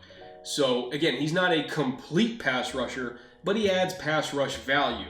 Extremely explosive off the edge, like I said, has a ton of bend. I think you can play him at off-ball linebacker, similar to how they played Kyle Van Noy, and he will cover in space, he will play the run, and then you drop him. You can drop him down to rush off the edge, or you can use him on stunts, which LSU did quite a bit. Even looking at the OU game, he was so damn fast at getting through the A-gap on stunts in the OU game. It was remarkable. I think Belichick probably watched that tape and said, I have a use for this kid. And when you throw in all the intangibles, you throw in the character, the special teams utility, he's a New England Patriot. He's the kind of guy that if he goes to New England, he is going to be there his whole career. Or at least for most of his career, until the Patriots kind of pull the Patriots and let him go when he turns 34 or whatever it is. But he's going to be there for a long time because he fits their mold perfectly. There's very few players at any position in this whole class that I think fit the Patriots better than Caleb on Chaisson. If he's there at pick 23 and they pass on him, I will be stunned. Flat out stunned. And I do want to say this as we move on to pick 24 in the New Orleans Saints. The Saints are one of the hardest teams for me to kind of figure out in the first round because they're in a very unique position. They're in win-now mode, so to speak, because Drew Brees has at most 2 years left. Most people think it's 1 year left before he kind of rides off into the sunset. And so they are in a window where they want to win one last ring with Drew, but at the same time, they arguably have the best roster in the entire league, top to bottom. They don't really have any major weaknesses at all. Their trenches are strong. I think their secondary is strong. I think they have a decent amount of weapons there. They could use some more receiver depth. They could use some linebacker depth, but by no means do I consider them weaknesses. Michael Thomas and Emmanuel Sanders, I think, is a fantastic 1-2 punch at receiver, but they could still use a third guy. And obviously Sanders isn't young anymore. So again, that's a depth thing, but they don't really have any just huge needs that I think would get them over the hump if I invested, or rather if I reached for a talent in the first round to kind of fill that hole. Like, say, with the Buccaneers, where they are desperate for left tackle, they need a left tackle, they're in a win-now mode, so I'm willing to reach for Josh Jones. I can't say the same thing for the Saints. So while they are in a win-now window, I still think that I have the luxury, because of how strong their roster is, of building for the future after Drew Brees. And so with that pick, I am going to take Jalen Hurts, quarterback out of Oklahoma. I put it out on Twitter, I think it was last week, and it got a very interesting response, how I said he's my QB3 in this class. I like him more than Justin Herbert, and I like him more than Jordan Love. And I can't really think of anybody else who does, and so I kind of want to explain myself here and why I think that even if Jalen doesn't go in the first round in the actual draft, I think he's going to be that quarterback we look back on in a few years and wonder how he didn't go earlier. Similar to how we look at Lamar Jackson in the tail end of the first, now he's an MVP. Some people didn't think he was a first-round quality quarterback. We look at Dak Prescott, who went in the 4th round, I believe. We look back on that and think he should have gone earlier. And I think Jalen's going to be that guy for this class. And I kind of want to read off some numbers here for you to set the table, because I think that no matter how much tape I show and no matter how many people I talk to around Jalen, I've talked with his agent Nicole Lynn, I've talked with his quarterback coach Quincy Avery, they both rave about him. I think in some way people won't believe it unless I have the numbers on the screen. So I'm going to show you some numbers that kind of really hammer home just how much better Hurts has gotten as a quarterback over the last 4 years since he started as a true freshman at Alabama. So get a load of this. 45% of his throws were 10 plus yards down the field, meaning working the intermediate and deep passing game. 45% of his attempts were down the field.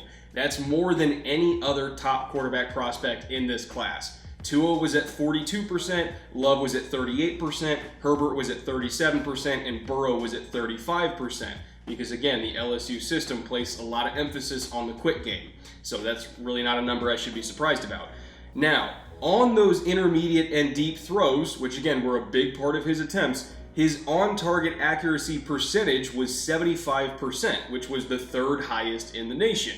For comparison, Love and Herbert were at 68th and 69th in the nation at about 62%.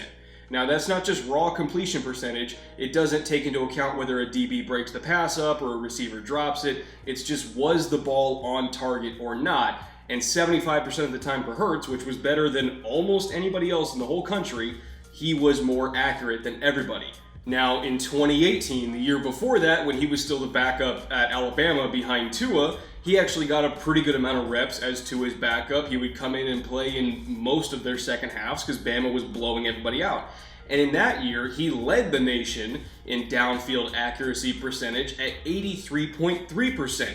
That was even higher than Joe Burrow was in 2019. So on 83.3% of his downfield throws, he was on target. Does that sound like a bad passer to you? Because it doesn't sound like one to me, to be top 3 in the country in back-to-back years. So he's a lot more accurate than people think, and certainly a lot more accurate than he was early in his career when he was hovering in the low 60s, which is where Herbert and Love were last year, which again was like 68th or 69th in the country. So vast improvement in terms of accuracy as he developed throughout college. And in 2019, again, when he was 3rd in the nation in accuracy percentage, he did all that while being pressured almost 34% of the time, which was higher than any other quarterback, or at least any other top quarterback in this class. That is a very high pressure rate. That's up there with Miami last year, who was awful up front. But Hurts was still exceptionally accurate. He had the 8th highest passer rating in the country under pressure at 107.9. So again, you take all these metrics where he's great under pressure, he's accurate under pressure, he's productive under pressure. He had 52 touchdowns, again, with not a great offensive line. It was not up to the standard that we saw when Baker Mayfield was at Oklahoma and when Kyler Murray was at Oklahoma, and it certainly wasn't as good as Tua's line at Alabama was either, which I guess technically used to be Jalen's line at Alabama. So it was the worst offensive line he ever had in college. He played the best he ever did in college. And when I throw those metrics in with the tape where he's just a playmaker in key situations, I mean, he does things that sometimes make you scratch your head. I get it. Sometimes he'll kind of drift himself into pressure because he didn't trust his line. There's some layup throws he would miss from time to time. But then when push came to shove on 3rd and 9, he would do something spectacular. And he would dig himself out of holes, whether he created those holes or not. Like, I think back to a play in the Texas game where it was 3rd and 9, if I believe, sometime late in the 3rd quarter. And so he got immediate pressure off the edge, which happened a lot with him. Keep in mind, all the other quarterbacks in this class hovered between a 22 to 28% pressure rate. He was at 34, which is really, really high. And so he got immediately pressured off the edge. And he kind of takes the ball and he tucks it behind his back because he doesn't really have space to lift it and keep both hands on it and slide away like you normally would. So instinctively, he just kind of pulls the ball away and puts it behind his back. And the edge rusher still gets his hand on Jalen's hand while Jalen's holding the ball behind his back. He's trying to transfer it to his other hand behind his back. Somehow holds on for dear life. I still don't know how he did it. Pulled the ball away, got out of the sack, kind of rolled out to his right, found space. CeeDee was working himself open on a broken play, and he hit him over the middle. That's the kind of stuff that Jalen Hurts does. And it's stuff that we see Deshaun Watson do. It's stuff we see Lamar Jackson do. It's stuff we see Pat Mahomes do and Carson Wentz do. And all these quarterbacks that when things don't exactly go right, they can still make the offense work. Even when Jalen makes a mistake, there was a play against Houston where it was a triple option look. He read the end man wrong, and he was supposed to give the ball off because the end man was sitting on him, but he didn't give it, and then he was kind of going out, and he was going to throw the bubble, and then realized they were all over the bubble, and so he kind of read it wrong twice. But totally cool under pressure, realizing he made a mistake, he then dug his offense out of the hole that he created by just turning around and following the blocks that were going to be set up for his running back. And then he turned that into a first down, which honestly could have been a touchdown if his guard picked up the free safety. But, again, he's really quick on his feet under pressure, even when it's really himself making mistakes. And just that ability to be a playmaker when things don't go exactly right, that's what I love about him. So he's accurate, he's gotten better every single year, his work ethic is legendary, his leadership is phenomenal. You will never hear a teammate ever say anything bad about Jalen Hurts. I mean, his reputation just as a person is unimpeachable. He's an incredible kid. And so when I look at all the improvement he made, all the improvement that I think he still is going to make, the remarkable accuracy down the field compared to what we saw earlier in his career, his toughness, his mobility, he's not that old either. I think he's only going to be 22 as a rookie. So again, just when I look at this whole package and I compare it to a Justin Herbert, who I just did a full film room on him last week, I think it was, where you never really saw him get appreciably better despite being a 4-year starter. And I understand there were coaching changes and system changes and everything like that, but just from an accuracy standpoint, we never really saw him get better. And then when you look at Jordan Love, again, it's the same kind of thing where I understand a lot of his starters left and there was a coaching change and a system change, but I think Jordan Love's number one problem, which is total inaccuracy on fades and go routes, like inexplicably, he's accurate at everything but those two throws. There's just something about layering the ball deep down the field outside the numbers, despite his arm strength that he just struggles with. And he never really got better at that between junior and senior year either. And overall, I like Love more than Herbert, but I still think Hurts is better than Love. And so as it relates to the Saints specifically, because their roster's already loaded, because Teddy Bridgewater's gone, and because Taysom Hill is already on the wrong side of 30, and he had injury issues throughout his college career. And honestly, I think Hurts is a better quarterback coming out now than Taysom Hill ever was when he was coming out of BYU. All of this kind of adds up to me thinking that if you put Jalen Hurts with Sean Payton, one of the best offensive coaches in the history of the sport, I think they can absolutely take over the division once Drew retires, whenever that may be, and honestly pick up where they left off. The roster's ready. The roster's good, and it's gonna stay good. So I think of utmost importance for the health of this franchise is to make sure you have a succession plan in place.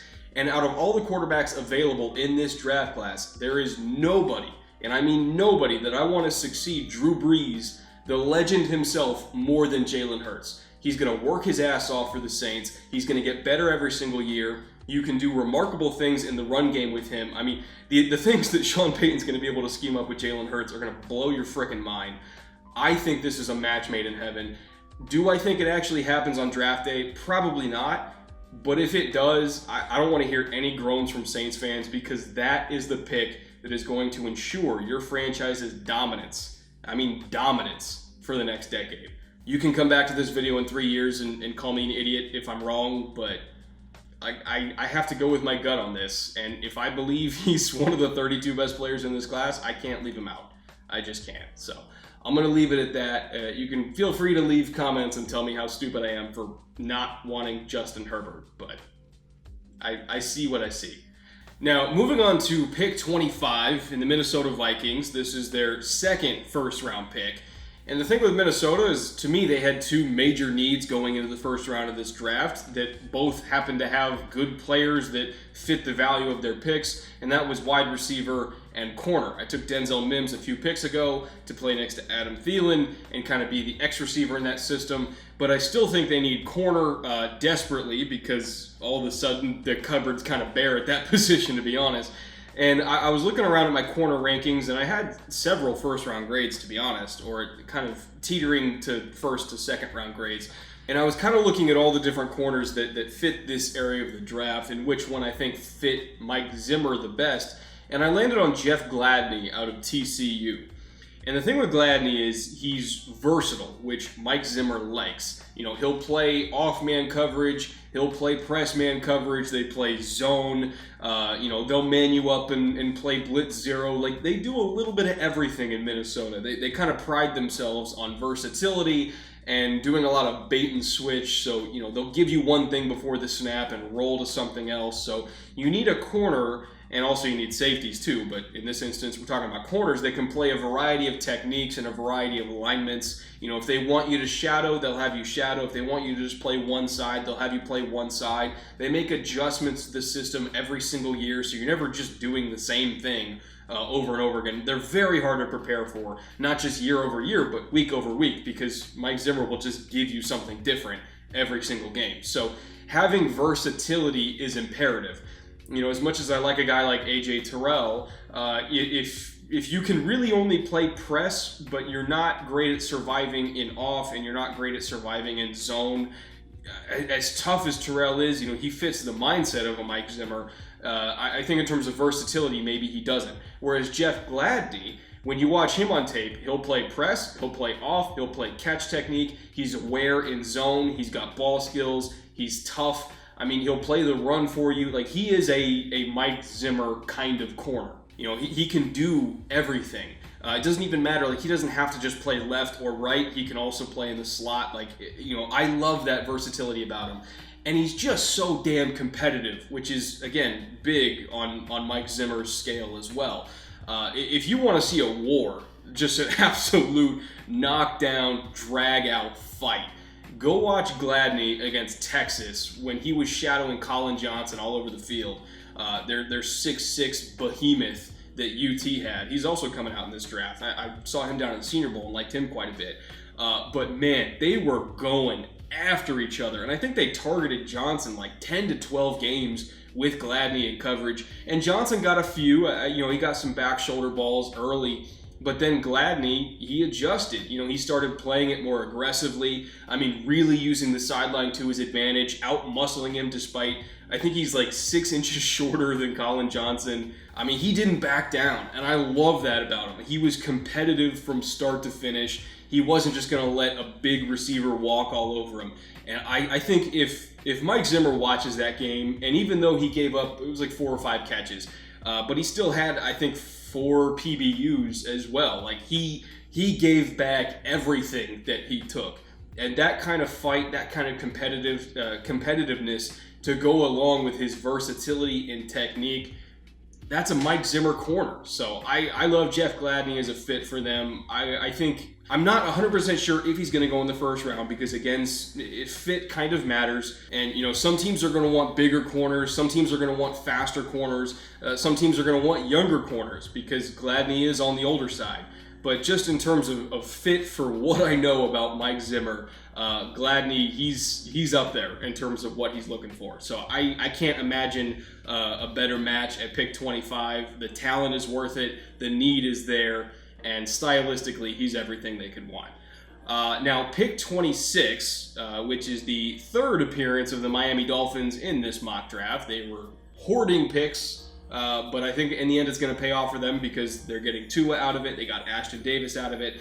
And so at pick 23, which ironically they got by trading away a left tackle, I'm going to take another left tackle because I want to protect my investment in Tua. He's had durability issues in the past, and honestly, I can't imagine going through a year with Julian Davenport being a starting left tackle for the Miami Dolphins again. I cannot bear to watch that.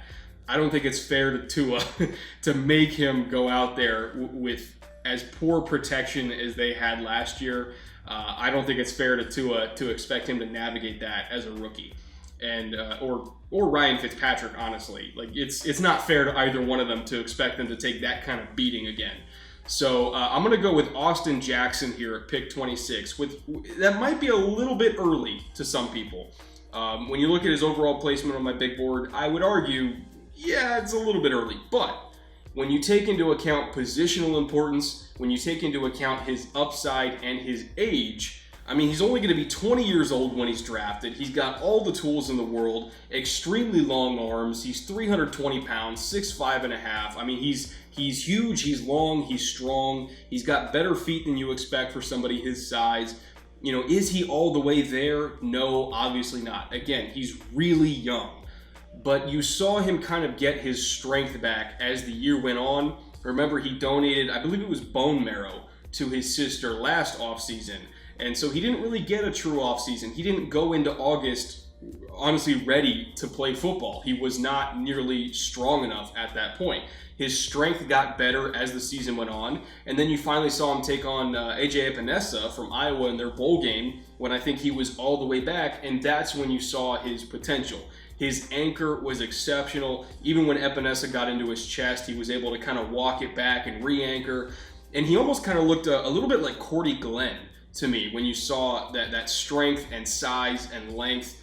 His feet weren't quite as quick as Cordy when Cordy was coming out, before injuries, in my opinion, kind of took their toll. Because Cordy was really good earlier in his career. So maybe the feet weren't quite the same. But in terms of frame and size and strength, he looks pretty similar to me. And so when you look at his age, you look at his upside, obviously he's got impeccable character. He's a hard worker. Everybody at USC raves about him.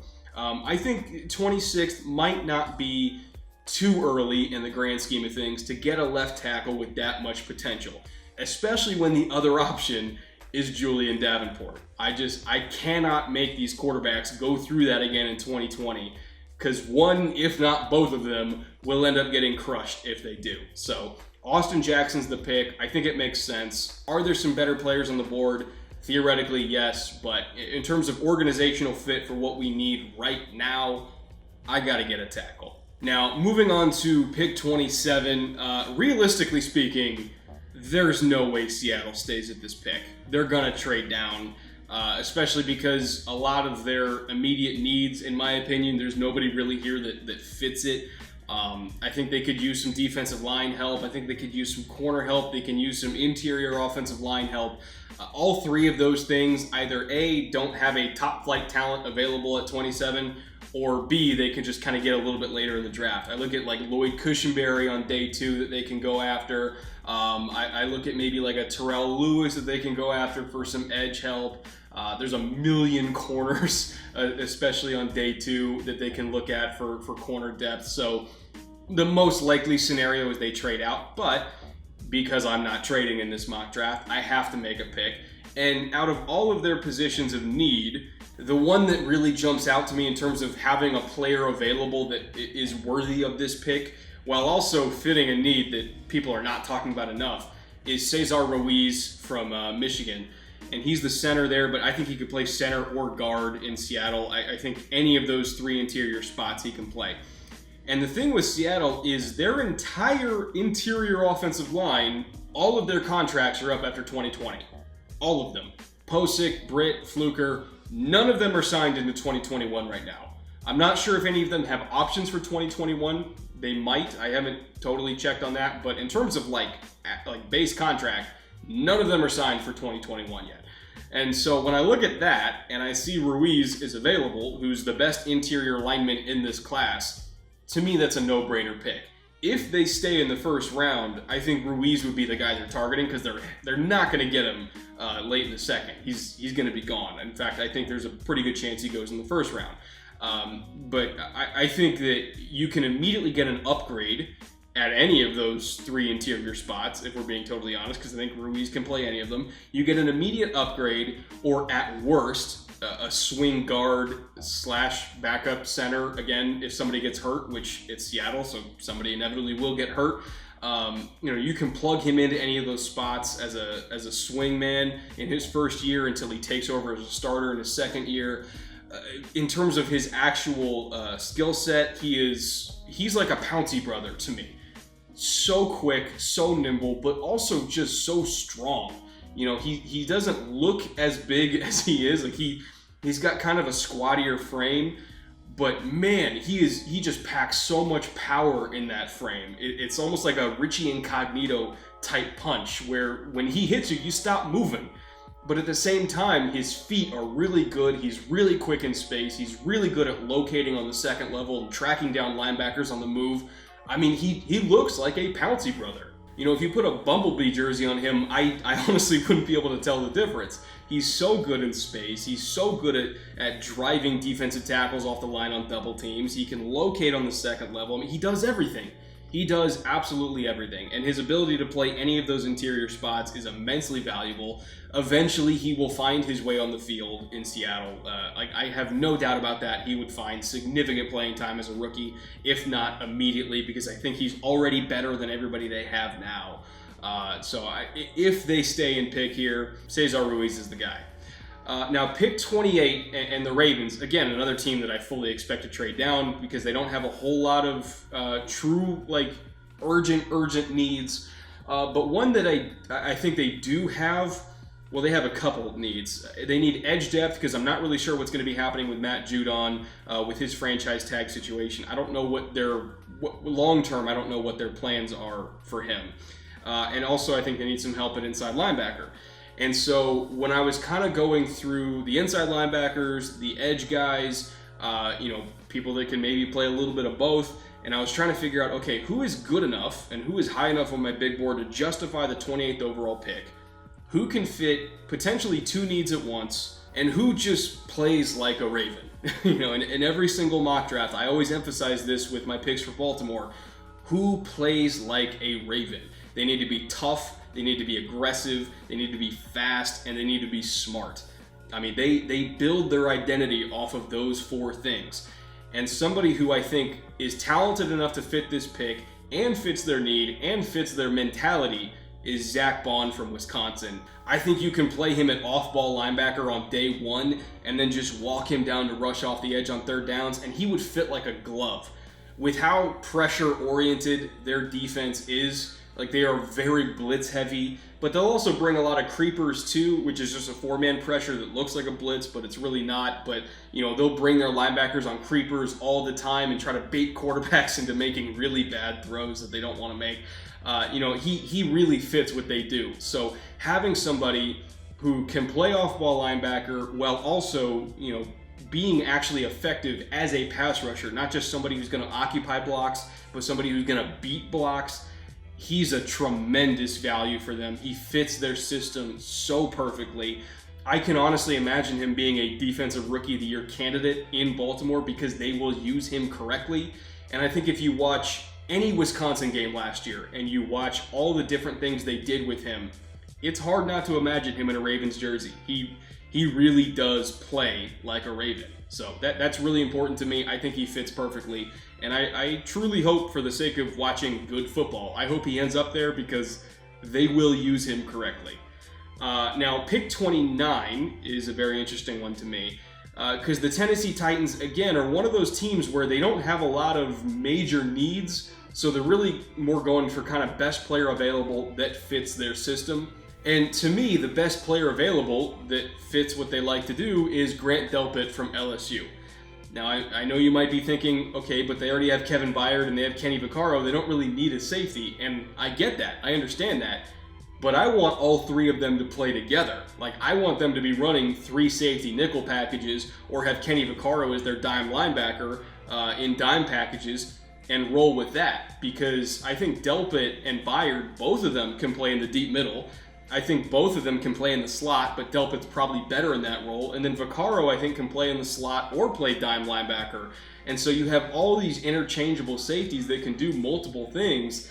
And you could get really tricky, I think, with packages with them because, if you watch the Titans defense, it's not exactly like Baltimore, but it's pretty similar, where there's a lot of tricks, there's a lot of blitzes, there's a lot of creepers. And so if you have three safeties on the field that can play multiple roles, you can show one thing pre-snap, roll to another thing post-snap, and just make quarterbacks head spin.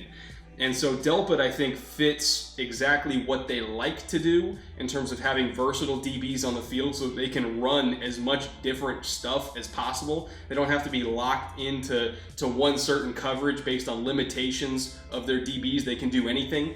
And so having safeties on the field that can do anything, man coverage, zone coverage, blitz, whatever, that's important to them. I know there's a concern about Delpit's tackling issues.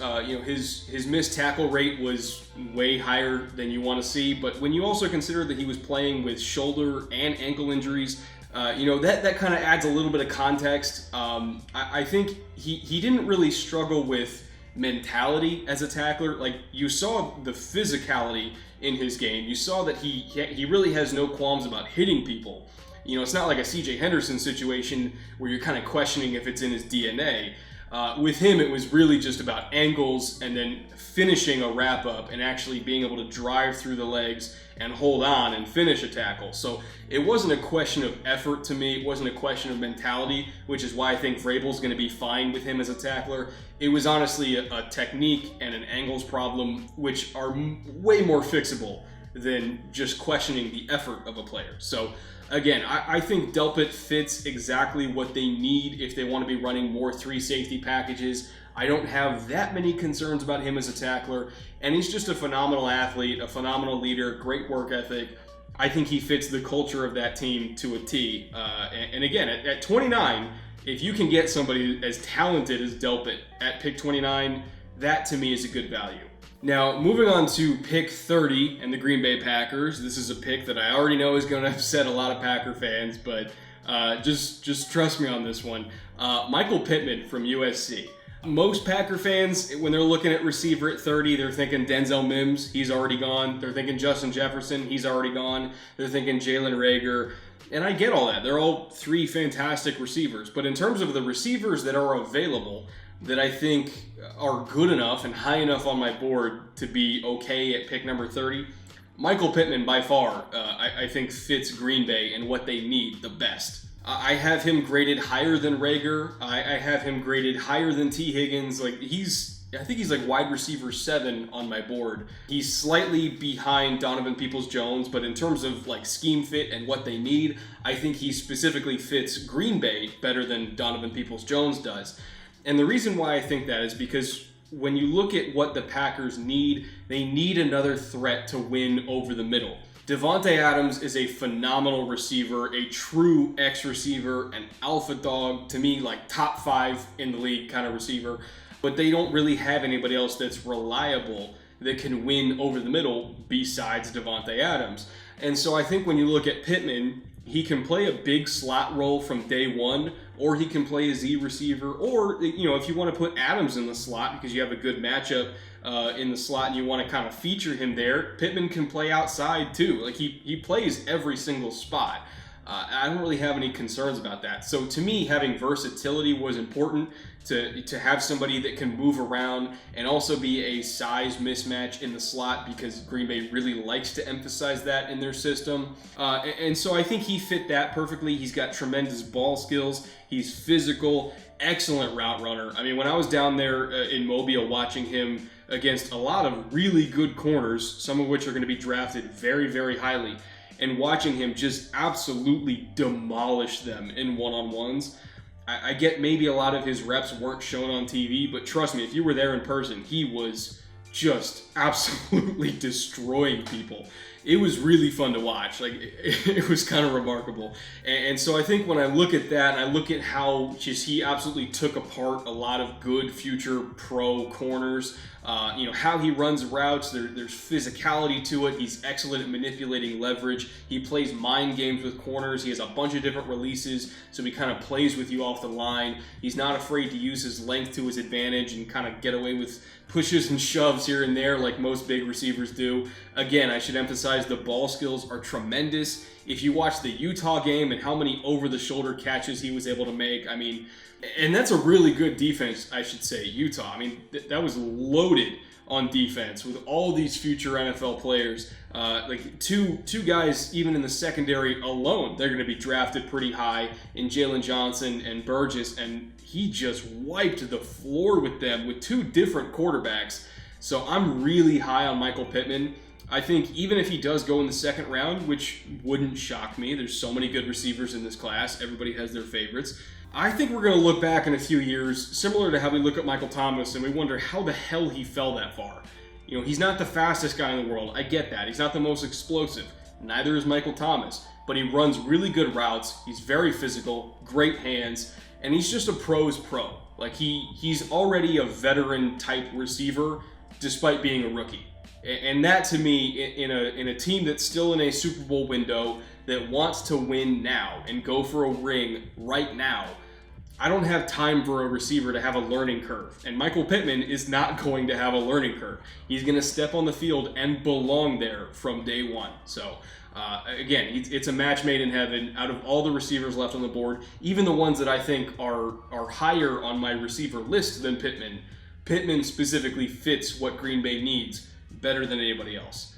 Now, pick 31, the team that beat the tar out of the Green Bay Packers in the NFC Championship game. When I look at what the Niners need, I already got Javon Kinlaw at 13th overall. Excellent value, really good for contract management. There have been reports about, I don't want to say it's a fire sale, but all the players that are kind of on the trade block for them because they're trying to clean up their contract situation. Again, Kinlaw and the pick that I made ties into that.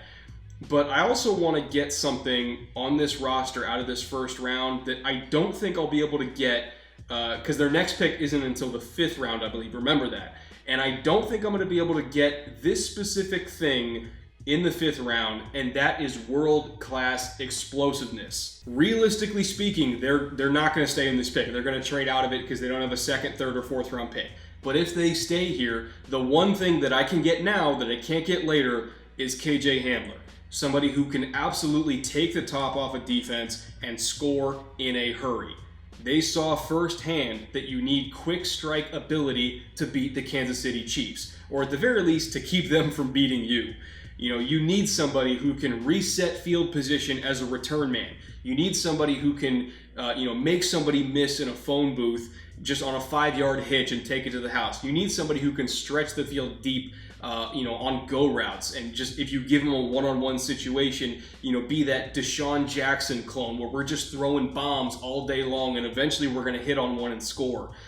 Somebody who can allow your offense to score in under a minute is incredibly important if you're trying to get past the Kansas City Chiefs. KC's not going anywhere. I've said it throughout this whole mock draft. You need to build to beat the Chiefs. If you can't beat the Chiefs, nothing else matters because the Chiefs are still going to be in the Super Bowl next year.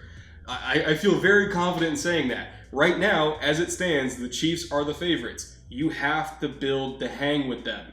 So to me, KJ Hamler gives them something they will not be able to get late, which is legit 4.2 speed with ball skills and route running ability and return ability and toughness. I get he's not super big. I don't care about that. I need one thing and one thing only, and that is quick strike ability. He gives me that. So I don't want to hear about, they're going to trade down, they don't have any mid-round picks. I understand that. Realistically speaking, they are going to trade down. But if they don't, if they can't find a trade partner that's going to give them value, I want explosiveness. That's the number one thing they need on offense and defense is explosiveness. So I've said my piece on that. I've waxed poetic this entire mock draft. God knows how long it is at this point. I haven't even started to edit it, but it's probably pretty long. I've talked this entire time about how to beat the Kansas City Chiefs, or at least just how not to get embarrassed by the Kansas City Chiefs, which means at pick 32, we finally get to the Kansas City Chiefs. And it's a different perspective this time because now I'm thinking about how do I defend my crown? All these other teams are getting more explosive. All these other teams are getting faster on defense. How can I make my team better to ensure that I can go back to back? And to me, when I look at all the talents that are available on the board, all the talents that are at positions of need that I desperately need, the one that makes the most sense out of everyone is Patrick Queen from LSU. The Chiefs have a speed problem on the second level of their defense. They do not have any linebackers that can reliably match up in space with running backs or tight ends. And I also think that those linebackers they do have struggle with run fits at times. I think they struggle to get off blocks at times. I don't think they're very good blitzers. You know, it's an average linebacking core at best, and I would honestly probably label them as below average. Like if I went and ranked every single team, I don't know if they would be in the top 16. So linebacker to me is a really big need for them. And this just so happens to have a couple linebackers that are going to be floating around late in the first round that are athletic, that are physical, that have extremely high upside, and Patrick Queen's probably the best one. I know Kenneth Murray is also floating out there, but I think Patrick Queen has better instincts. I think he gets off blocks better. And just overall, even though he didn't play as much as Kenneth Murray, I think he's a better football player.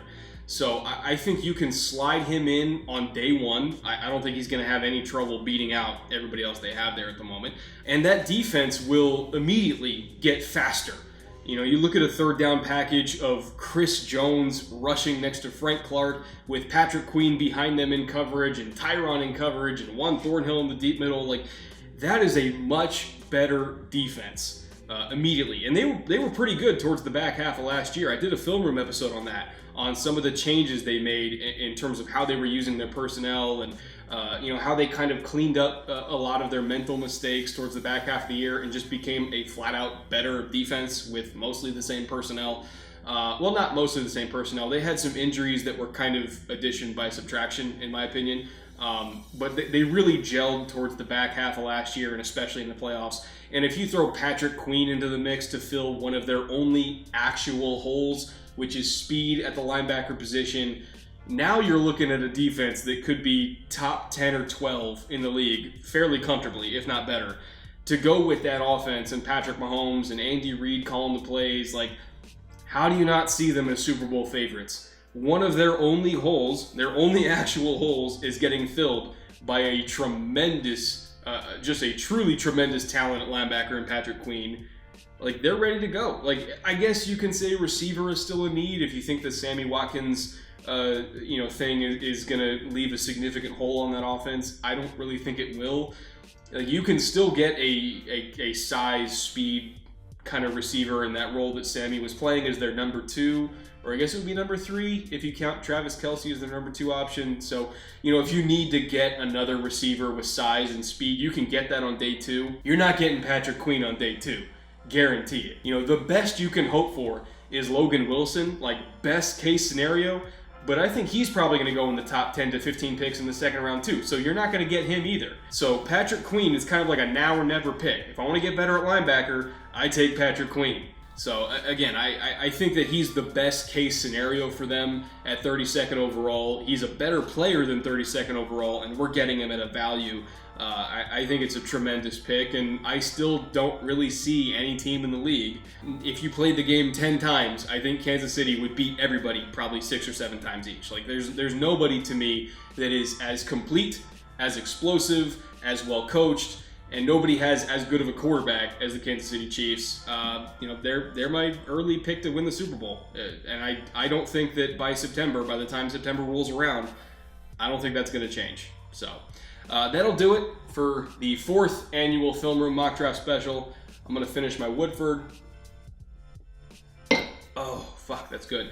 There were a lot of players that, I have not going in the first round that a lot of other mock drafts do. I have a list, of notable omissions. Jordan Love, Justin Herbert, DeAndre Swift, Jonathan Taylor, Trevon Diggs, Xavier McKinney, Kenneth Murray, Ross Blacklock, Brandon Ayuk, AJ Epinesa, T. Higgins, Neville Gallimore, Josh Uche, Terrell Lewis, and Antoine Winfield Jr. I don't see all of them as second-round picks. I see some of them as third-round picks. I'm looking at you, Trevon Diggs. And some of them I do see as first-round picks that just I couldn't find a fit for, and it wouldn't shock me if they went in the first round. I wouldn't take Herbert in the first. I wouldn't take Love in the first. Well, I might take Love in the first. It would take a special kind of situation, like, say, in New Orleans, or maybe in New England, if I was confident that he was going to sit as a rookie. Like, it would have to be a really good situation for me to take Jordan Love in the first, but I don't think under, honestly, any circumstance, I would take Herbert in the first. Maybe it would be a tough thing for me to do. But looking at the rest of my list, I don't think I have any running backs going. DeAndre Swift and Jonathan Taylor, I love them. I love Clyde Edwards-Helaire. I just couldn't find a fit.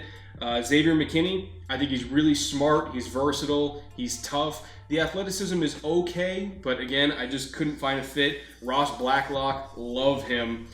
Initially, I wanted to put him with Baltimore, but I just kind of felt Bond, who's a similar overall grade to me, fit them a little bit better. Going through my list a little bit more here. Neville Gallimore, I have a huge crush on Neville Gallimore.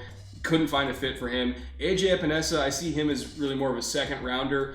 But again, for the right kind of system, I think he's more of like a base end that you kick inside on third downs. I don't see him as like a productive pass rusher as an edge, but I think he could be a really productive pass rusher as a 3 technique. So again, you kind of use him in almost like a Michael Bennett role.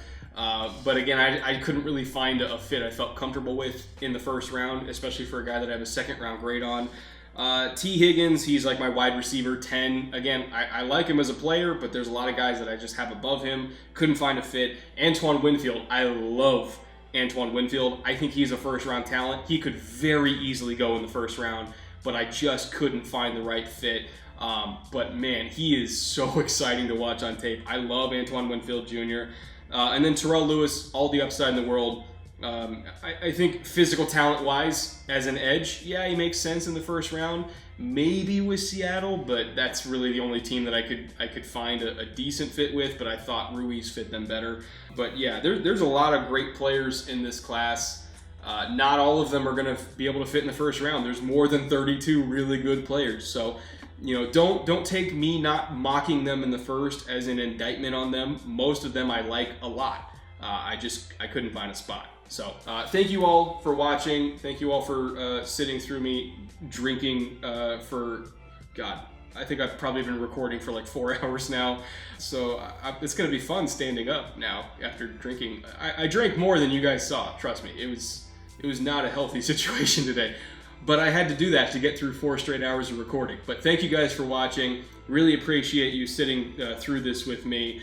Nice little fun annual tradition we have. Go check out the podcast, the Bootleg Football Podcast, where me and my buddy EJ Snyder do a lot more of this, which is just drinking and talking about football. We're going to be doing live streams before, during, and after the draft. So watch my Twitter and Instagram for links to that. I'll definitely be tweeting out links, but we're doing, I believe, an hour and a half pre-show. And then I think we're doing a live stream during the draft to give our live reactions, and I think we're doing an hour and a half post-show. At minimum, we're doing pre and post. We're still trying to figure out if we want to do during. And then we're doing pre and post on day 2 and pre and post on day 3 as well. So keep an eye out for all those live stream links. Go subscribe and download the podcast. And yeah, I'm gonna go sleep this off because I drank a lot of bourbon today. Thank you guys for watching. I'll see you later.